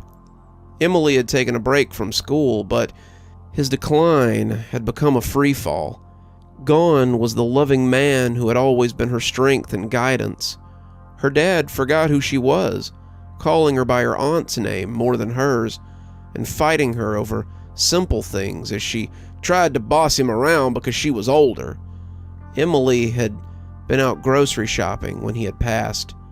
In the end, dementia hadn't gotten him. He had hung himself in the living room for whatever reason, and the neighbors had called an ambulance when they saw him in the big bay window that looked out over the front lawn. Emily remembered that day as she took boxes out of her SUV. In retrospect, she should have known something was amiss. It was the first week of October, Dad's favorite month, and he had been doing a little better. He brightened up as they set up the Halloween decorations. Emily remembered him calling her kiddo again and ruffling her hair like he'd done when she was little. He'd been doing better. He'd seemed more lucid and more in the world. And on the day she'd gone out for groceries, he'd told her there was a program he wanted to watch and that he'd be okay. She thought about insisting, but decided it would probably be fine. She told him that she'd be right back, and when he told her that he loved her, she smiled for the first time in a while. When she'd gotten the call, she'd been unable to answer as she slid to the fetal position in the soup aisle of Publix. No one could have said why he had done it, but he was gone, all the same. Now she was left with nothing but a big empty house full of memories and questions. "Need a hand, Em?" Emily turned, knowing that voice. It was Glenn from across the street, and she shifted the box in her arms as she pointed back towards the SUV. Glenn was no spring chicken, but he gladly grabbed a couple of boxes and walked them into the house. "It's weird being in here without Frank," he commented, catching himself a moment later and apologizing. "I'm sorry, kiddo. I know that no one knows that better than you do." "It's okay," Emily said. He's at peace now. I know he hadn't been at peace for a while." Glenn set the box down in the living room, and as they went to get more, he commented that it was weird to see the yard so empty. "I don't think I've ever seen it lacking its usual ghosts and ghouls this close to Halloween." Emily nodded. "I know, but it seemed inappropriate to keep them up." She had taken them down the day of Dad's wake. Emily had returned from the wake, looked at all the tombstones and ghosts, and just couldn't take it anymore. She had taken it all down as the floodlights presided over the yard and just tossed it into the garage. If some of them broke, then that was just too bad. Emily had been happier for their passing once they had been put away, and she had gone to the funeral in a much better mood. "Think you might put them up again before Halloween?" Glenn asked. "Maybe," Emily said, but in her mind, she doubted it. It was 9 days till Halloween, and the last thing on Emily's mind was decorating the yard for a bunch of kids. Emily thanked Glenn for his help, and as the door closed behind her, all she really wanted to do was sleep. Just the act of moving her things in with the intention of staying was more than she could bear. She decided that tomorrow she would start moving her dad's things into the garage and putting her own stuff in the house. It would be hard, but she knew that it would go miles to making her feel better about staying here full time. As she had moved boxes into the living room earlier, she had smelled the old spice that her dad had always worn, and kept catching hints of old cigar smoke from his recliner. They were comfortable smells, smells from her childhood, but now they only filled her with unsurmountable sadness. As she snugged down in the guest bedroom, the place she'd been sleeping since she'd come back to live here, she hoped it would be easier as she cleaned out the old house. She hoped that maybe there would be some answers somewhere amongst Dad's old things as well. Emily was packing things into a box when she heard the knock on the front door the next day. It had been a rough morning, but Emily felt like she was making progress. The living room had been packed into 2 kinds of boxes: keep and donate. Most of Dad's stuff was going to be donated, his knickknacks not really fitting in with her stuff. The Billy Bass, the fishing trophies, and the last of Mom's precious memories figurines had gone into the donation box, but the pictures and some of the other things were staying. They looked a little odd next to Emily's things, her Funkos clashing with Dad's ceramic ducks, but some of these things were such a huge part of her childhood that she couldn't bear to get rid of them. The mallard with the green stripe was the one that she had painted herself, the one they had painted together, and the transition between Emily's childhood paintings and Dad's smooth brushstrokes were evident. She had cried over that duck, the plaster threatening to shatter as she clutched it to her chest. The duck's fragility had been saved by the knock on the front door. It was Glenn again, and Emily remembered that he'd agreed to take some of the boxes to the Salvation Army for her. When she opened the door, however, she was surprised to see that the Halloween decorations were again set up in the yard. "I'm glad to see you feeling better. I was surprised to see the yard set up again. Did you have a wild hare last night?" Emily looked out at the yard, but as she shook her head, Glenn must have realized that this wasn't her doing. Weird thing for kids to do. Can't imagine anyone on the block would just break into your garage and set up your Halloween decorations. He took the boxes and said he'd bring her a receipt, and Emily thanked him as she closed the door. With the door between her and the real world, Emily felt herself give in to the creeping sense of trespass. The whole thing freaked Emily out. She assured herself that she was making too much out of it, but she knew that she wouldn't be comfortable until the decorations were put away again. She set aside her unpacking as she cleaned up the ghosts and the gravestones, putting them in the boxes as she slid them into the crawl space over the garage. She must have been more tired than she thought last night to miss someone moving around outside all night. As she closed the little door in the ceiling of the garage, she wondered if maybe she should call the police. They had technically broken into her garage, though Emily doubted if it had been locked in the first place. She decided to let it slide this time and go back to setting up the living room. It was getting late, and she knew that soon her thoughts would be on dinner. When someone knocked the next day, Emily looked up from her lunch and found Glenn on the front porch again. She'd been too busy to check the lawn this morning, going straight to work on the kitchen as she moved in her appliances. And as she saw the tombstones and the ghosts had returned to their usual spot, she felt the dread rising in her throat. She was absolutely going to call the police this time. She had locked the garage, locked the crawl space with the padlock her dad had always used. If the kids dragged them out this time, it would qualify as breaking and entering. Glenn smiled as she opened the door, but he looked uncomfortable this time as he stood wringing his hat in his hands. He looked like someone delivering bad news, and Emily wasn't sure how much more bad news she could handle.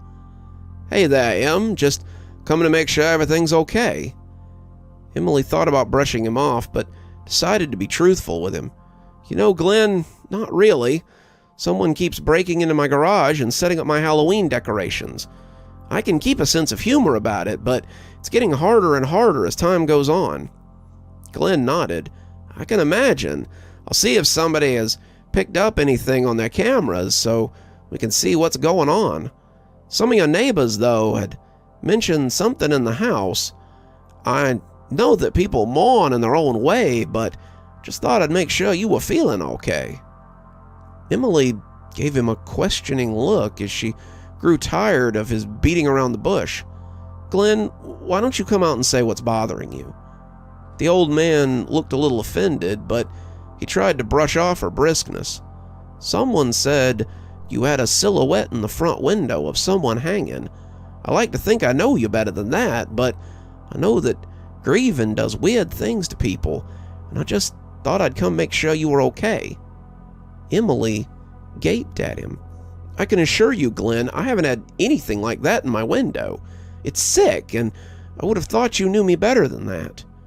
Glenn and her father had been old friends since Dad had moved into the house, and Emily had grown up with Glenn's daughter and son.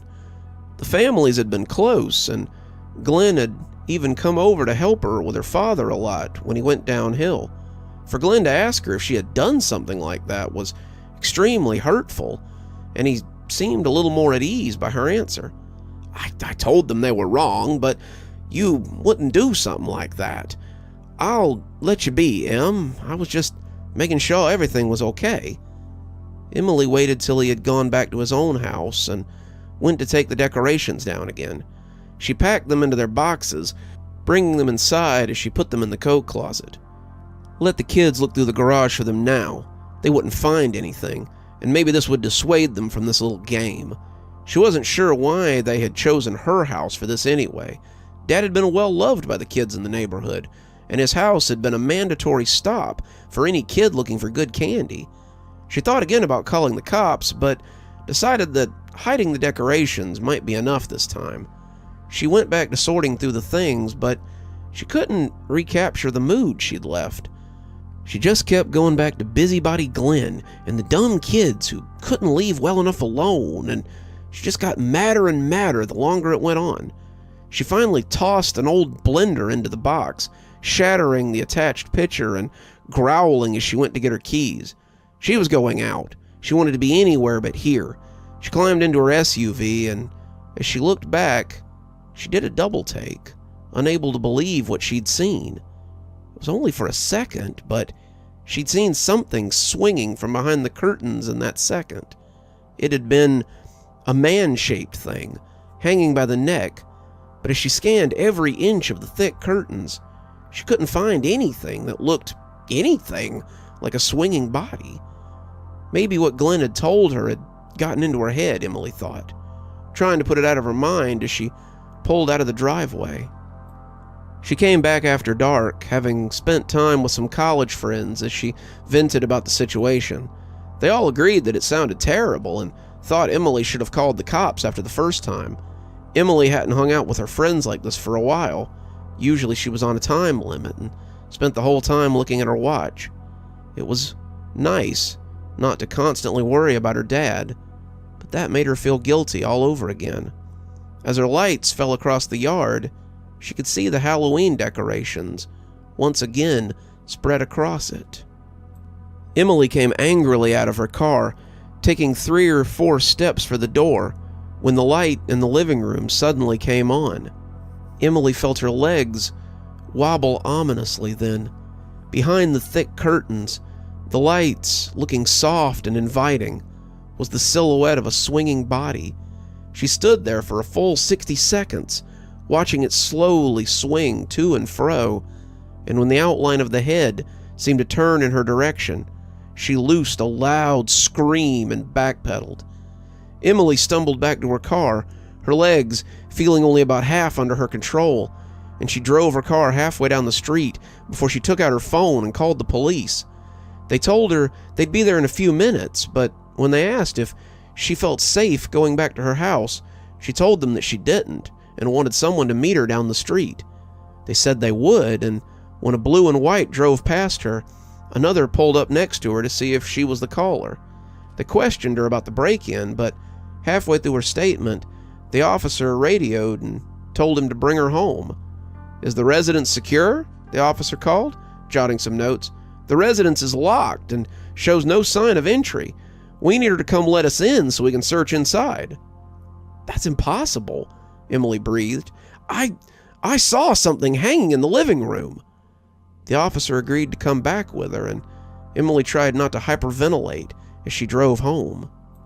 Some of the neighbors had come out to see the show, and she could see Glenn peeking out of his window as she pulled back in and came shakily from her vehicle. The living room lights were off, and the house looked dark and brooding. Emily felt her eyes creeping to the window as she walked across the lawn. She opened the door with the key, letting the police go first as they searched the home. The house was just as she had left it. The living room was devoid of anything that could cast a shadow like that. Nothing was taken. No windows or doors were forced open. The only thing that had been moved were the decorations, and the police seemed disinterested in the whole thing. They left after searching the house, saying they would ask her neighbors if they'd seen anyone lurking around the home. As they pulled away, Emily stood in the yard and watched them go. She could feel the way her neighbors looked at her as they shuffled off to bed, and it felt like bees crawling on her skin. They thought she was making things up, playing it up for attention. But how could they think such a thing? She had cared for her dad for nearly a year, even sticking it out through the rough times.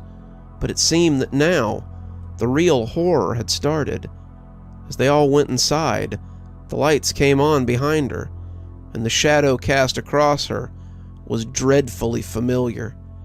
Emily walked back to the car, called her friend Nina, and asked if she could stay with her. She would come back later for her things, but for the moment, Emily just wanted to go anywhere but here. Emily put the last of her boxes in the car and took one last look at her childhood home. The Halloween decorations were still there, looking a little windblown and lame next to the new addition to the yard. The realtor had been very interested in getting her hands on the house and saw no reason why it shouldn't sell quickly. When Emily told her about her father's suicide, the realtor told her it wouldn't stop most buyers. You'd be surprised how many people want to live in a possibly haunted house. The thought of selling the house made her deeply sad, but she hadn't even been able to come back until the sign was there. Nina had offered to come back with her, but Emily had said this was something she had to do on her own. Nina had said that she could live with her until she sold the house, her having just lost her roommate. Emily was happy for the invitation and had gone to the house early in the morning to get her things. Most of it was still packed in boxes, but she wanted a few things of her dad's that she had chosen to keep. The painted ducks, the family photos, the other things from her dad's room. The rest could be sold with the house for all she cared. It would likely raise the value of the place anyway, but she would have just as easily cut the price if they didn't want it. She heard the leaves crunch from the fence line and looked up to see Glenn walking over. "I'm just getting my things and leaving," she said, closing the door and standing her ground. "Good," Glenn said, his usual fatherly tone gone. "I think that would be best." Yeah, Emily thought. His messages had made that pretty clear. Glenn had been another part of the reason she hadn't been back. He had called her the day after, wanting to know why the police had been there and why she had left that awful thing in the living room. He'd been patient with her, they all had, but that thing was in poor taste and downright disrespectful to her father. When she hadn't returned his calls, he called the next day and told her that he was going to use his key and take the thing down, and that her father would be ashamed of her. It seemed that the neighbors had turned on her too, and now she was a social pariah.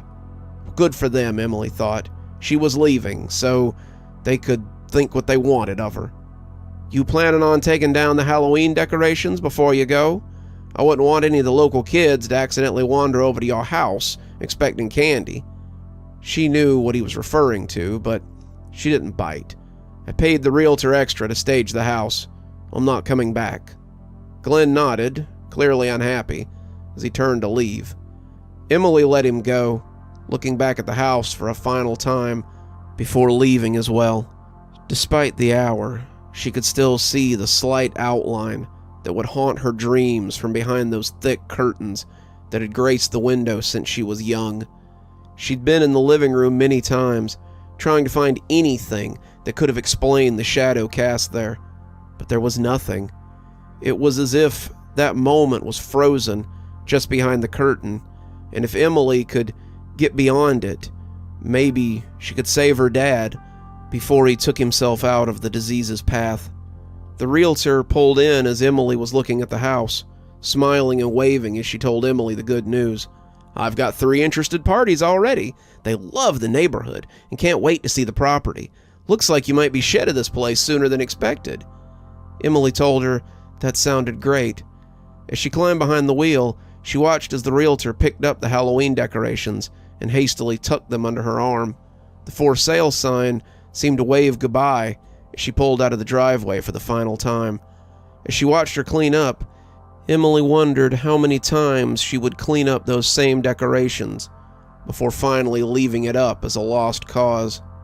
She wondered how many times the neighbors would call her to complain about the decoration that she couldn't touch before she finally lost her mind. It seemed her dad's final legacy would be what swung beyond the veil, no matter what the neighbors thought.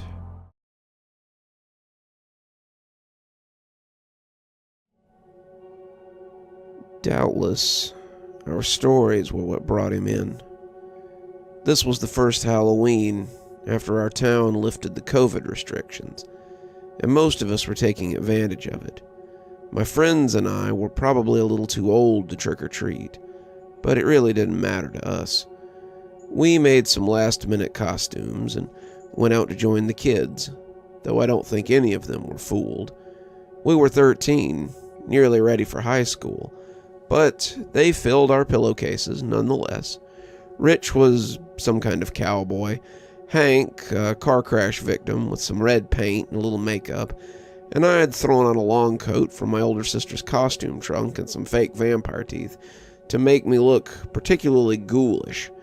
The 3 of us had hit the streets after that. The candy was secondary anyway, and we all knew it. Halloween fell on a Friday this year, you see. That meant that we could go eat our candy at the fire pit once we were done, and our parents probably wouldn't expect us home until late. The fire pit was a common spot for us to go to when the weather was good. We would light a fire and tell ghost stories around it, usually roasting marshmallows or hot dogs to go along with the tales. It was something we looked forward to, and it wasn't something we'd got to do in a while. So, with our parents' blessing, we put our pillowcases over our shoulders and stalked off into the woods that surrounded the cul-de-sac where we all lived. The rain had been light that year, and after collecting up some branches and getting a fire going, we set about starting our stories as the round Halloween moon hung overhead. Rich had just begun a story about a group of kids camping in the woods on Halloween when he suddenly stopped and squinted into the trees. "What?" asked Hank, clearly smelling mischief as he tossed the stick off of his blow-pop into the fire. "Could have sworn I saw something," Rich said, "like fairy fire or something." I turned to look, thinking he was building tension for his story, when I saw it too. It was like dancing candles, the shapes bouncing and jouncing in the dark, and the closer it came, the easier it was to recognize. It was too cohesive to be fireflies, and too consistent to be anything but what it was. The closer it came, the more I could make out the familiar shape of a jack-o'-lantern, though the realization did little to put me at ease. Unless it was being carried by a ghost, then someone had to be holding it, and the idea of some random person wandering in the woods at night was a little off-putting all on its own. The owner of the pumpkin turned out to be an old tramp who smelled as if he'd been bathed in cheap liquor. He came swaying out of the woods, singing a slurry song as he came, and we all hunched a little as we hoped he would pass us by. The call of the fire turned out to be a little too much for him, though, and I caught the last refrains of his song as he crunched into the clearing. Well, stingy Jack was turned away, for nary heaven or hell did want him, but Satan lit a friendly face, so a smile would go afore him. He sang out the last line as he came to the fire, plopping down on a log as if it had been left there for him. He was dressed in shabby cast-off clothes, the pants cuffs full of cockleburrs and the shirt covered in stains. His burnt orange hair had grown into his beard, and it was hard to see much of his face through the tangle. He set the jack-o'-lantern on his lap, the gourd having a handle through it, and nodded at the three of us as we stared mistrustfully at him. A fine evening to y'all. Dunna mean to startle ya. I'd thought for sure your fire might be unoccupied. But I see I was mistaken. You wouldn't mind sharing a tale or two with old Jackie now, would ya? His accent was very thick, thicker than I'd ever heard in my whole life, and the three of us just stared at each other before shrugging. There didn't seem to be any harm in the old fella, and maybe he had a tale or two to tell us as well. It was kind of novel to have someone else who might tell a story, and we told him he was welcome to listen, if he wanted. I think, even then, I might have started to put two and two together, but it was just an inkling at first, something about the song and the pumpkin he carried. Rich continued his story about the three kids camping on Halloween, and how the mysterious whistler who tormented them had finally driven them crazy. Rich even whistled a little in a few parts, and we were all pretty spooked by the end. I cast a glance at our stowaway, but he just sat placidly on his stump, with his beetle-black eyes twinkling in the tangle of his beard, and his pumpkin winking in the slight breeze. A fine story, he said, looking across the fire at the rest of us. Anyone else got a good tale? Nothing I like more on Halloween than a good yarn. Hank tossed a Jolly Rancher into his mouth, and around the slight lisp of the dissolving candy against his cheek, he told a story about a kid who hated jack-o'-lanterns. As Hank's story went on, I found my eyes glued to the old fella as his smiling eyes took a distinctly downward cast. He clutched his pumpkin tightly as Hank talked about how the boys had smashed them, all in the service of the Green Man, and he didn't seem to care for that much. I suddenly wondered how long he'd been toting that pumpkin, and whether it was an actual gourd or some kind of prop. His bearded face twitched when Hank mentioned the Green Man, and began to wonder if it was a legend he was aware of. Rich did a little golf clap as Hank finished, and the old vag was still clutching at his pumpkin like he might try to steal it. This Green Man, have you ever seen him round these parts? Hank laughed. Of course not, sir. It's just a story. Nobody really believes in the Green Man. It's just a legend we tell to scare each other. The old man nodded at Hank, but to me it looked condescending. It was the same look that little kids give you when you try to tell them there was no Santa Claus. It's a look that says, sure, that's what you say, but we all know better, don't we? He loosened his grip on his gourd, turning to me as if asking if I had a story for him too. I guess I do, I said, though it's not a very scary story. Psh, Rich said. Then what kind of story is it? We all told spooky ones, so this one better be something awesome if it isn't scary. The old man was looking at me with interest, as if he knew exactly what I might tell, and I was excited to hear it. It's an old story my gran told me when I was little. She used to tell it to me while we were carving pumpkins, and it's supposed to be from the old times. It's about a man named Stingy Jack and how he's the reason for jack-o'-lanterns. Rich rolled his eyes, but one look at the old fella showed me that I had his undivided attention. It's also about how he tricked the devil not once, but twice. That had his attention, and Rich leaned back as he looked over, nodding for me to continue. The old man was nodding too, and I smiled as I started my story. Stingy Jack was supposed to be one of the most skinflint drunks in the village he lived in. He never bought new clothes, he didn't take care of his property, and he was a sot drunk every day, including Sunday. He was not held in high regard by the townspeople, but as little as they liked him, none could argue that Jack was clever. He never wanted for whiskey or money, and his deals and bets often set him against the townspeople. It was widely believed that one day he would come to a sticky end, and one day his reputation caught up with him. You see, the devil had heard about his cleverness and how his trickery might rival even his own. So he came to Earth to try and weasel the old drunk out of his soul so he could claim his cleverness for his own. Jack was sleeping beneath an old tree when the devil appeared before him, and even half asleep, he was formidable. He begged the devil to grant him one last request before he took him to the underworld, and when the old imp asked him what it was, he said he wanted one last drink at the local tavern. My friends were listening, but it was more out of polite interest.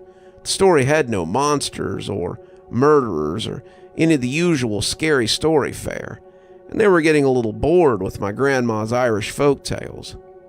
They, however, were not the one I'd been targeting with my story.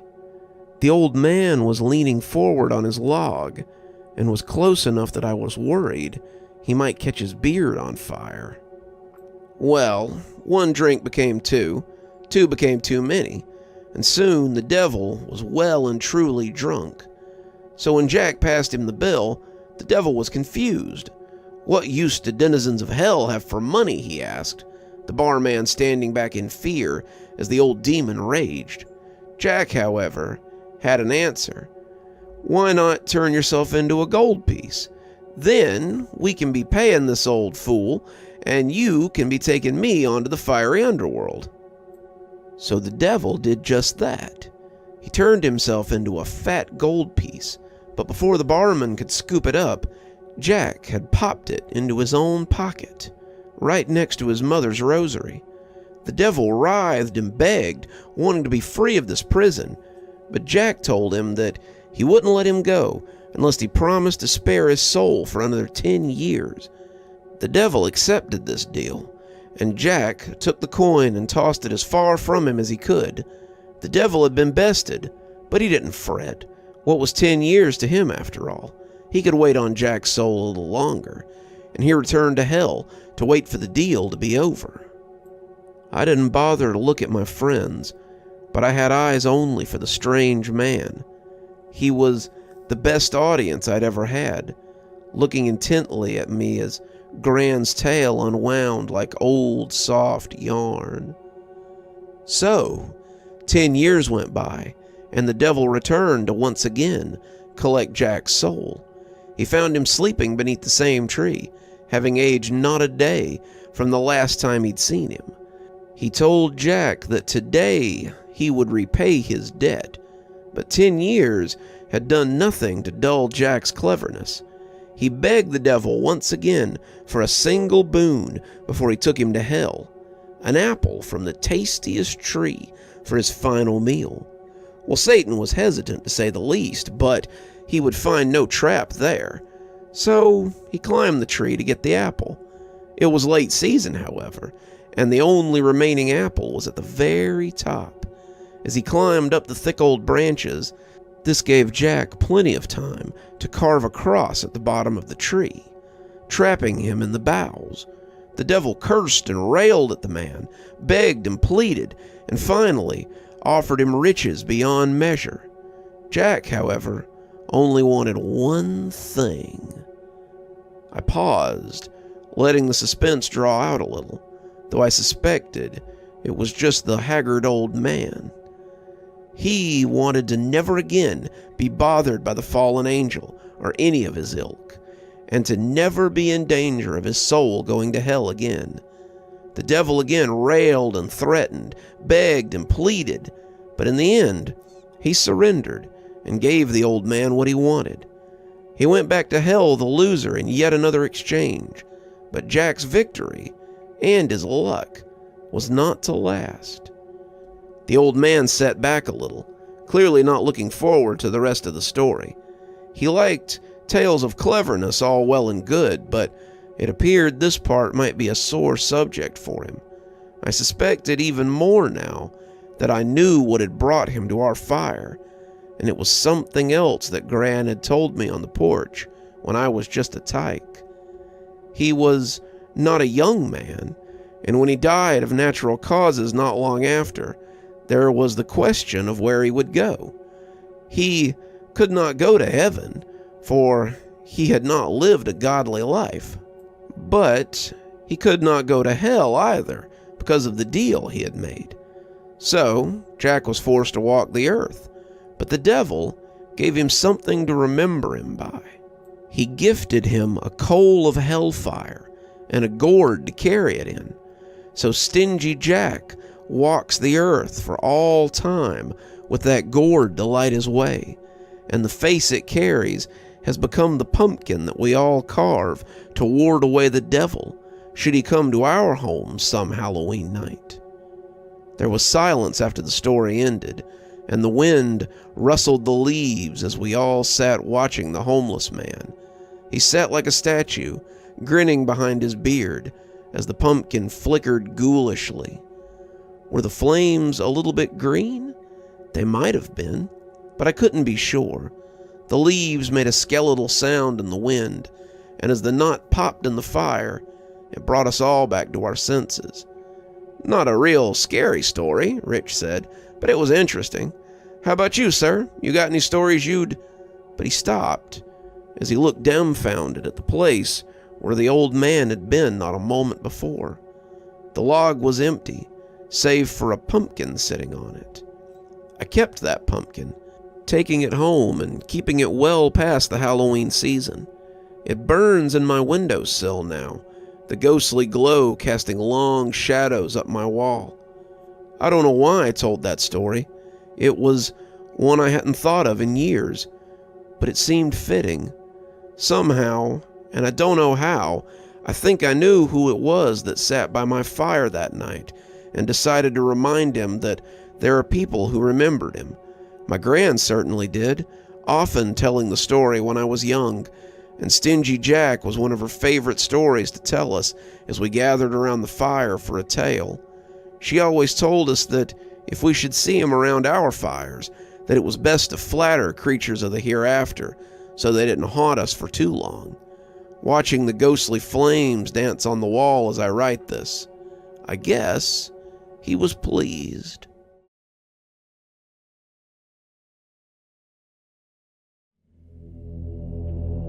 They pulled him from the lake, and they say his skin was as blue as the ice on the water.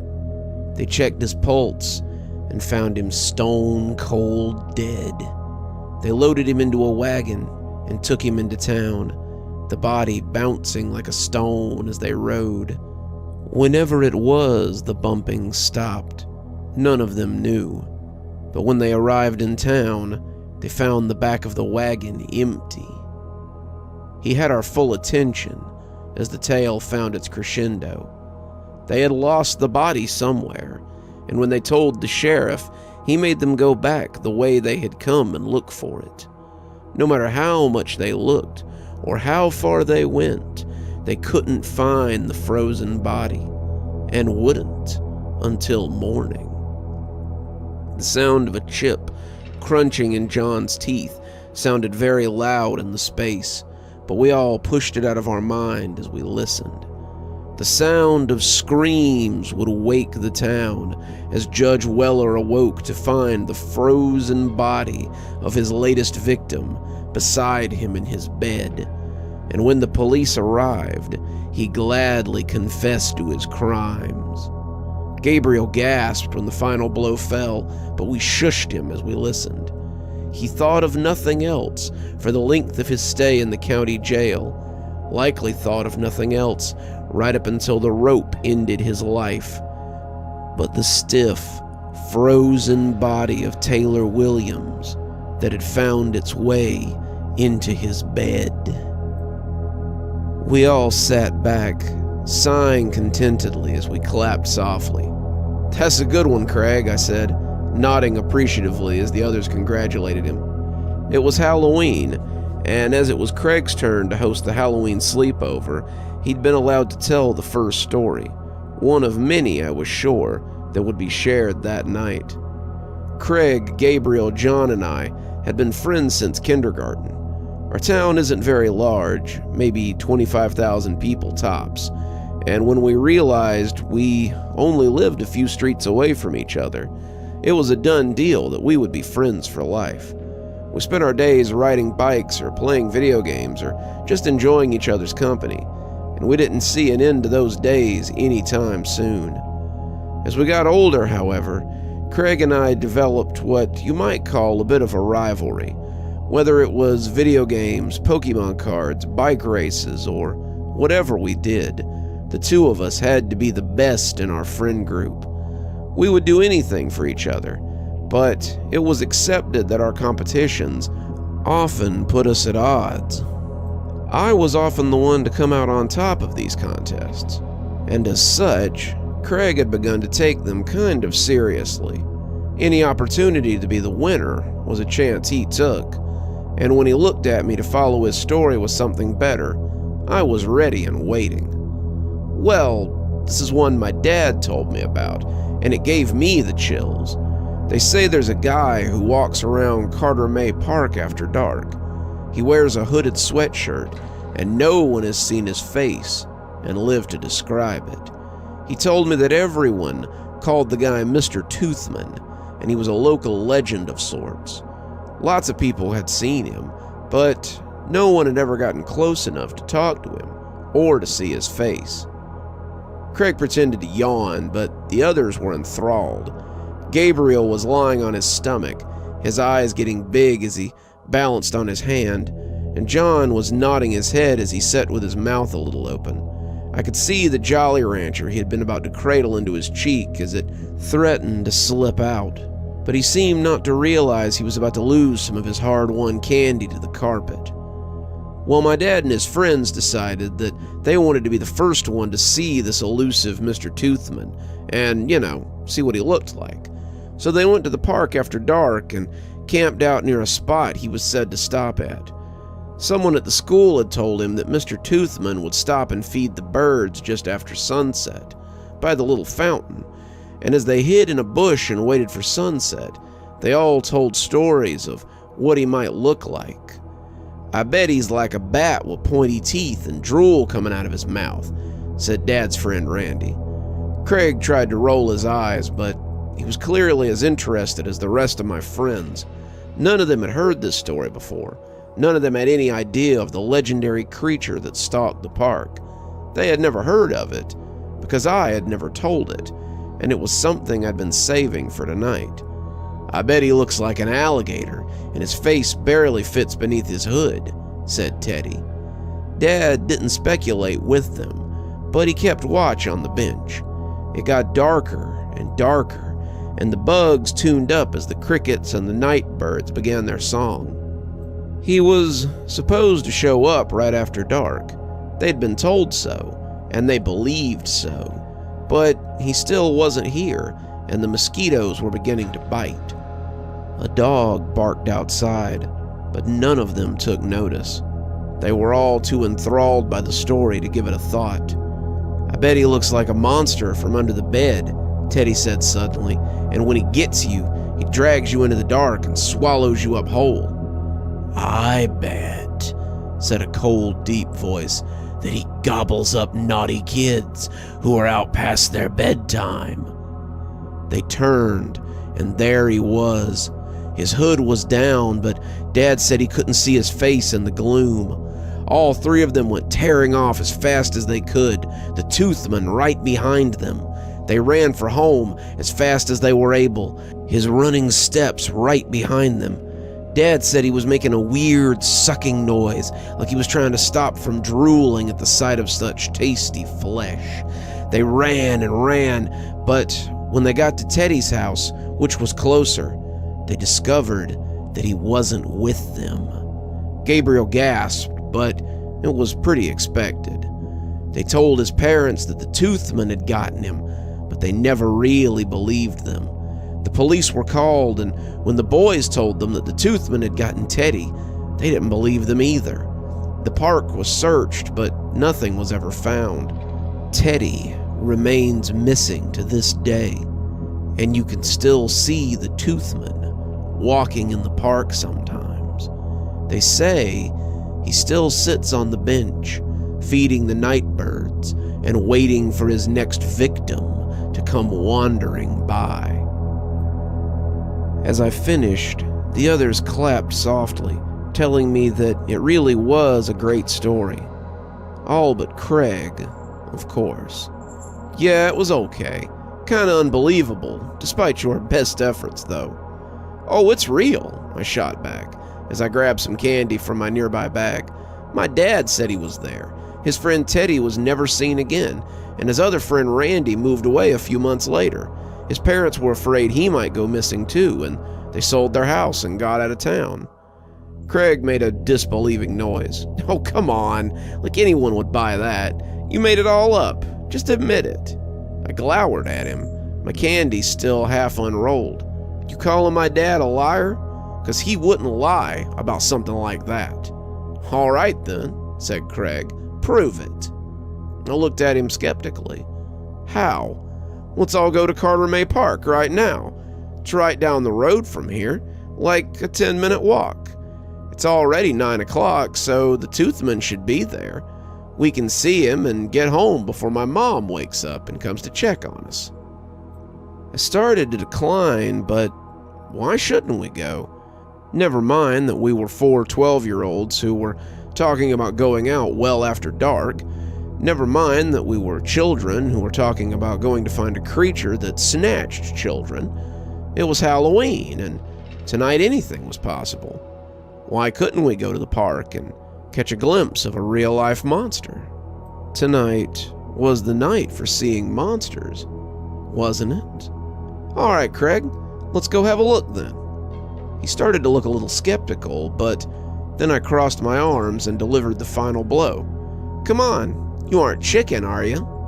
That sealed it, and in about 5 minutes we were slipping out his garage and making our way down the sidewalk. The streets were empty, the kids inside asleep or counting their candies, and we had the world to ourselves, it seemed. The odd car rolled by to break that illusion now and then, but our only company on the sidewalk was the scuttle of trash or the flap of a bat in the slight wind. It was quiet, the night just beginning to stretch its fingers across the town, and as the moon hung high and pregnant over top of us, it seemed that anything, really, could be possible. The park was lit by intermittent light poles, and the islands of light were welcome reprieve in the murky blackness. We could see the hay sculptures that the town had erected in the park, remnants of its Halloween event earlier that week, and they seemed monstrous in the quiet night. The playground was still covered in the thick fake spider webs that the town had put there, and it all seemed very spooky to 4 kids out past curfew. We heard the fountain before we came upon it. It was sitting in an intersection of 3 light poles, and they cast an eerie light across the ever-lapping surface of the water. Coins gleamed within the belly of that fountain, and we had all glimpsed them greedily from time to time. As we got closer, we stopped at the sight of someone sitting on the edge of the fountain. He was hunched over, his chin against the back of his hand, and we crouched down as we tried to hide from him. My heart beat a little faster as my eyes bore into him. Was that the Toothman that my father had told us about? No way, Gabriel breathed, slouching behind a shrub as we stared at the man on the edge of the fountain. "I guess you weren't making it up." "Told you my dad wasn't a liar," I said. We stood there watching for a few moments, the fountain the only noise to be heard, before Craig said, "Well, go see what he looks like then." "What?" I blinked. "Go see what he looks like. If he's a monster, then we'll be the first ones to see his face." John and Gabriel nodded, liking the sound of this. "Yeah," John chimed in. "Otherwise, how do we know it's not just a homeless guy or something?" "You ever seen a homeless guy around here?" I shot back. But Craig wouldn't be discouraged. "Go over there and get a look, or I refuse to believe it's him." I tried to reason with them, but in the end they wouldn't be swayed. So I started out from the shrub we had all crouched behind, as slowly and quietly as I could. There was really no way to sneak up on him. The walkway is a straight shot to the fountain, and the figure was sitting on the rim of said fountain.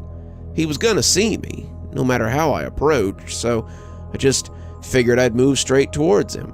If it was the Toothman, I would have plenty of chances to see him and run. If it wasn't, then they would let me know, and I could feel silly about creeping up on someone in the middle of the night. The closer I got, however, the more my hackles went up. The guy wasn't moving, wasn't even breathing. The closer I got, the more the tension rose.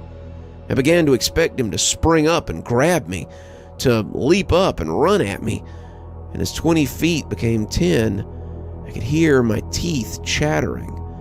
He just sat there, just leaned against his hands, and I wondered if he was trying to lure me in. I could see his hoodie now, the dark fabric covering his face, and I just knew that beneath it there'd be rows of teeth, or a slobbering mouth, or bug eyes, or... "Hello?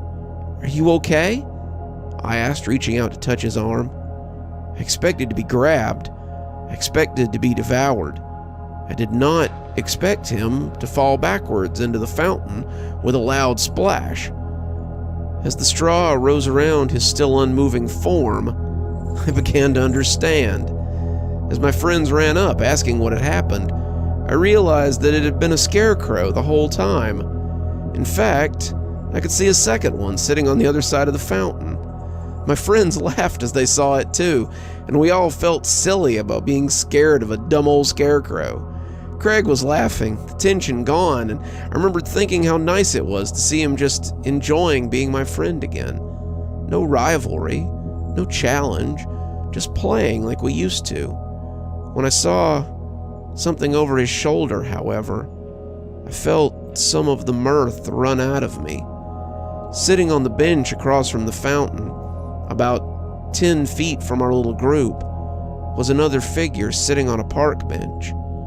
There was a bag in his hand, popcorn or seeds maybe, and it appeared that he was feeding the birds. It wasn't moving. It didn't even appear to be breathing. And it too was dressed in a black hoodie and ratty jeans. The shadowy hood was facing towards us, and the depths were dark enough that I couldn't make out anything within. Craig seemed to grasp that I was looking past him, and when he turned around, I heard him chuckle. "Man, these things are everywhere. They probably won't mind if we push them over, right? They're just hay, and they're probably just going to be thrown out anyway." I wanted to stop him as he walked towards it, but John and Gabriel were already going to shove the other scarecrow in as it sat on the side of the fountain.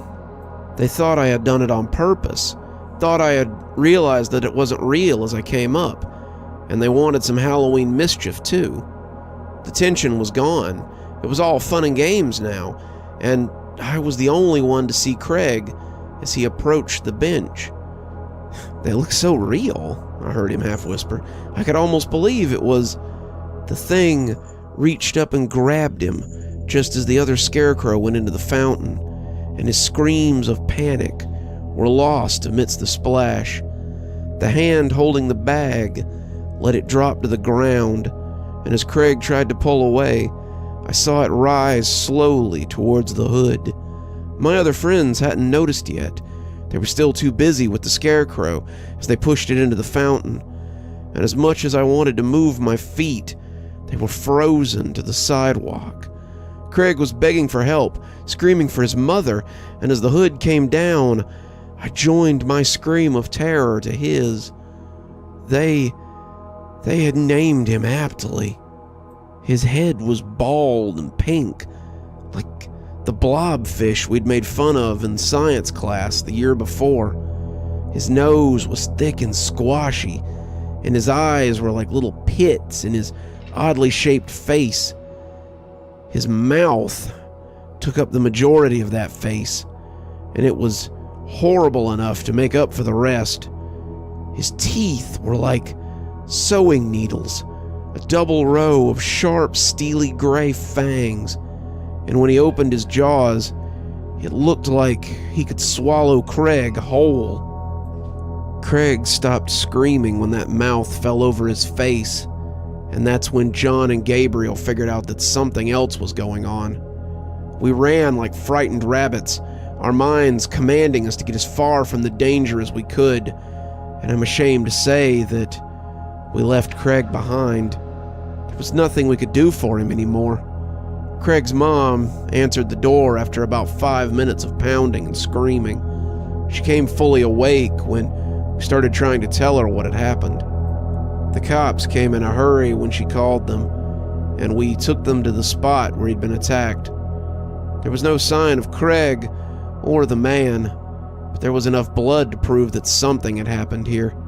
It stained the pavement and the bench, and the city would spend days afterwards trying to get it off.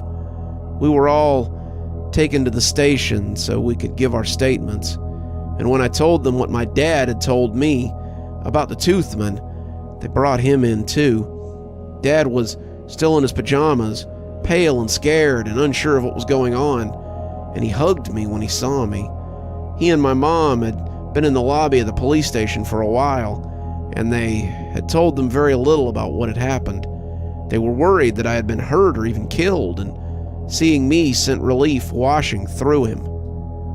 That relief was smothered when I told him that we had seen the Toothman. What? The Toothman? The one from your story? The one who took Teddy, remember? Dad looked confused. That's impossible, kiddo. No, I said, we saw him. He had a black hoodie that covered his face, and he was on the bench beside the fountain.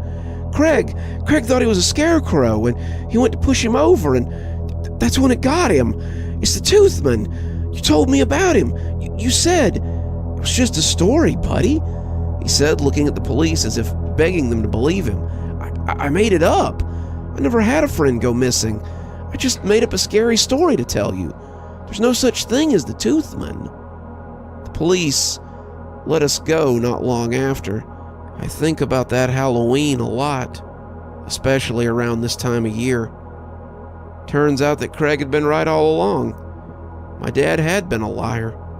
My dad had made up a story I told my friends, and if I hadn't told it, then we never would have been in that park that night. No one knows who or what took Craig, but like Randy from his story, his family moved away not long after. Other people have reported seeing a man in a black hoodie in the park at night, but the police have never been able to substantiate it. The park mostly stays empty now, and the people who use it are the kind who don't like to be disturbed. It's not a park you take your kids to anymore, and the town built a shiny new park not long after the incident. So if you see a man walking at night in a black hooded sweatshirt, steer clear of him. You never know when you might find yourself staring into the toothy maw of the Toothman.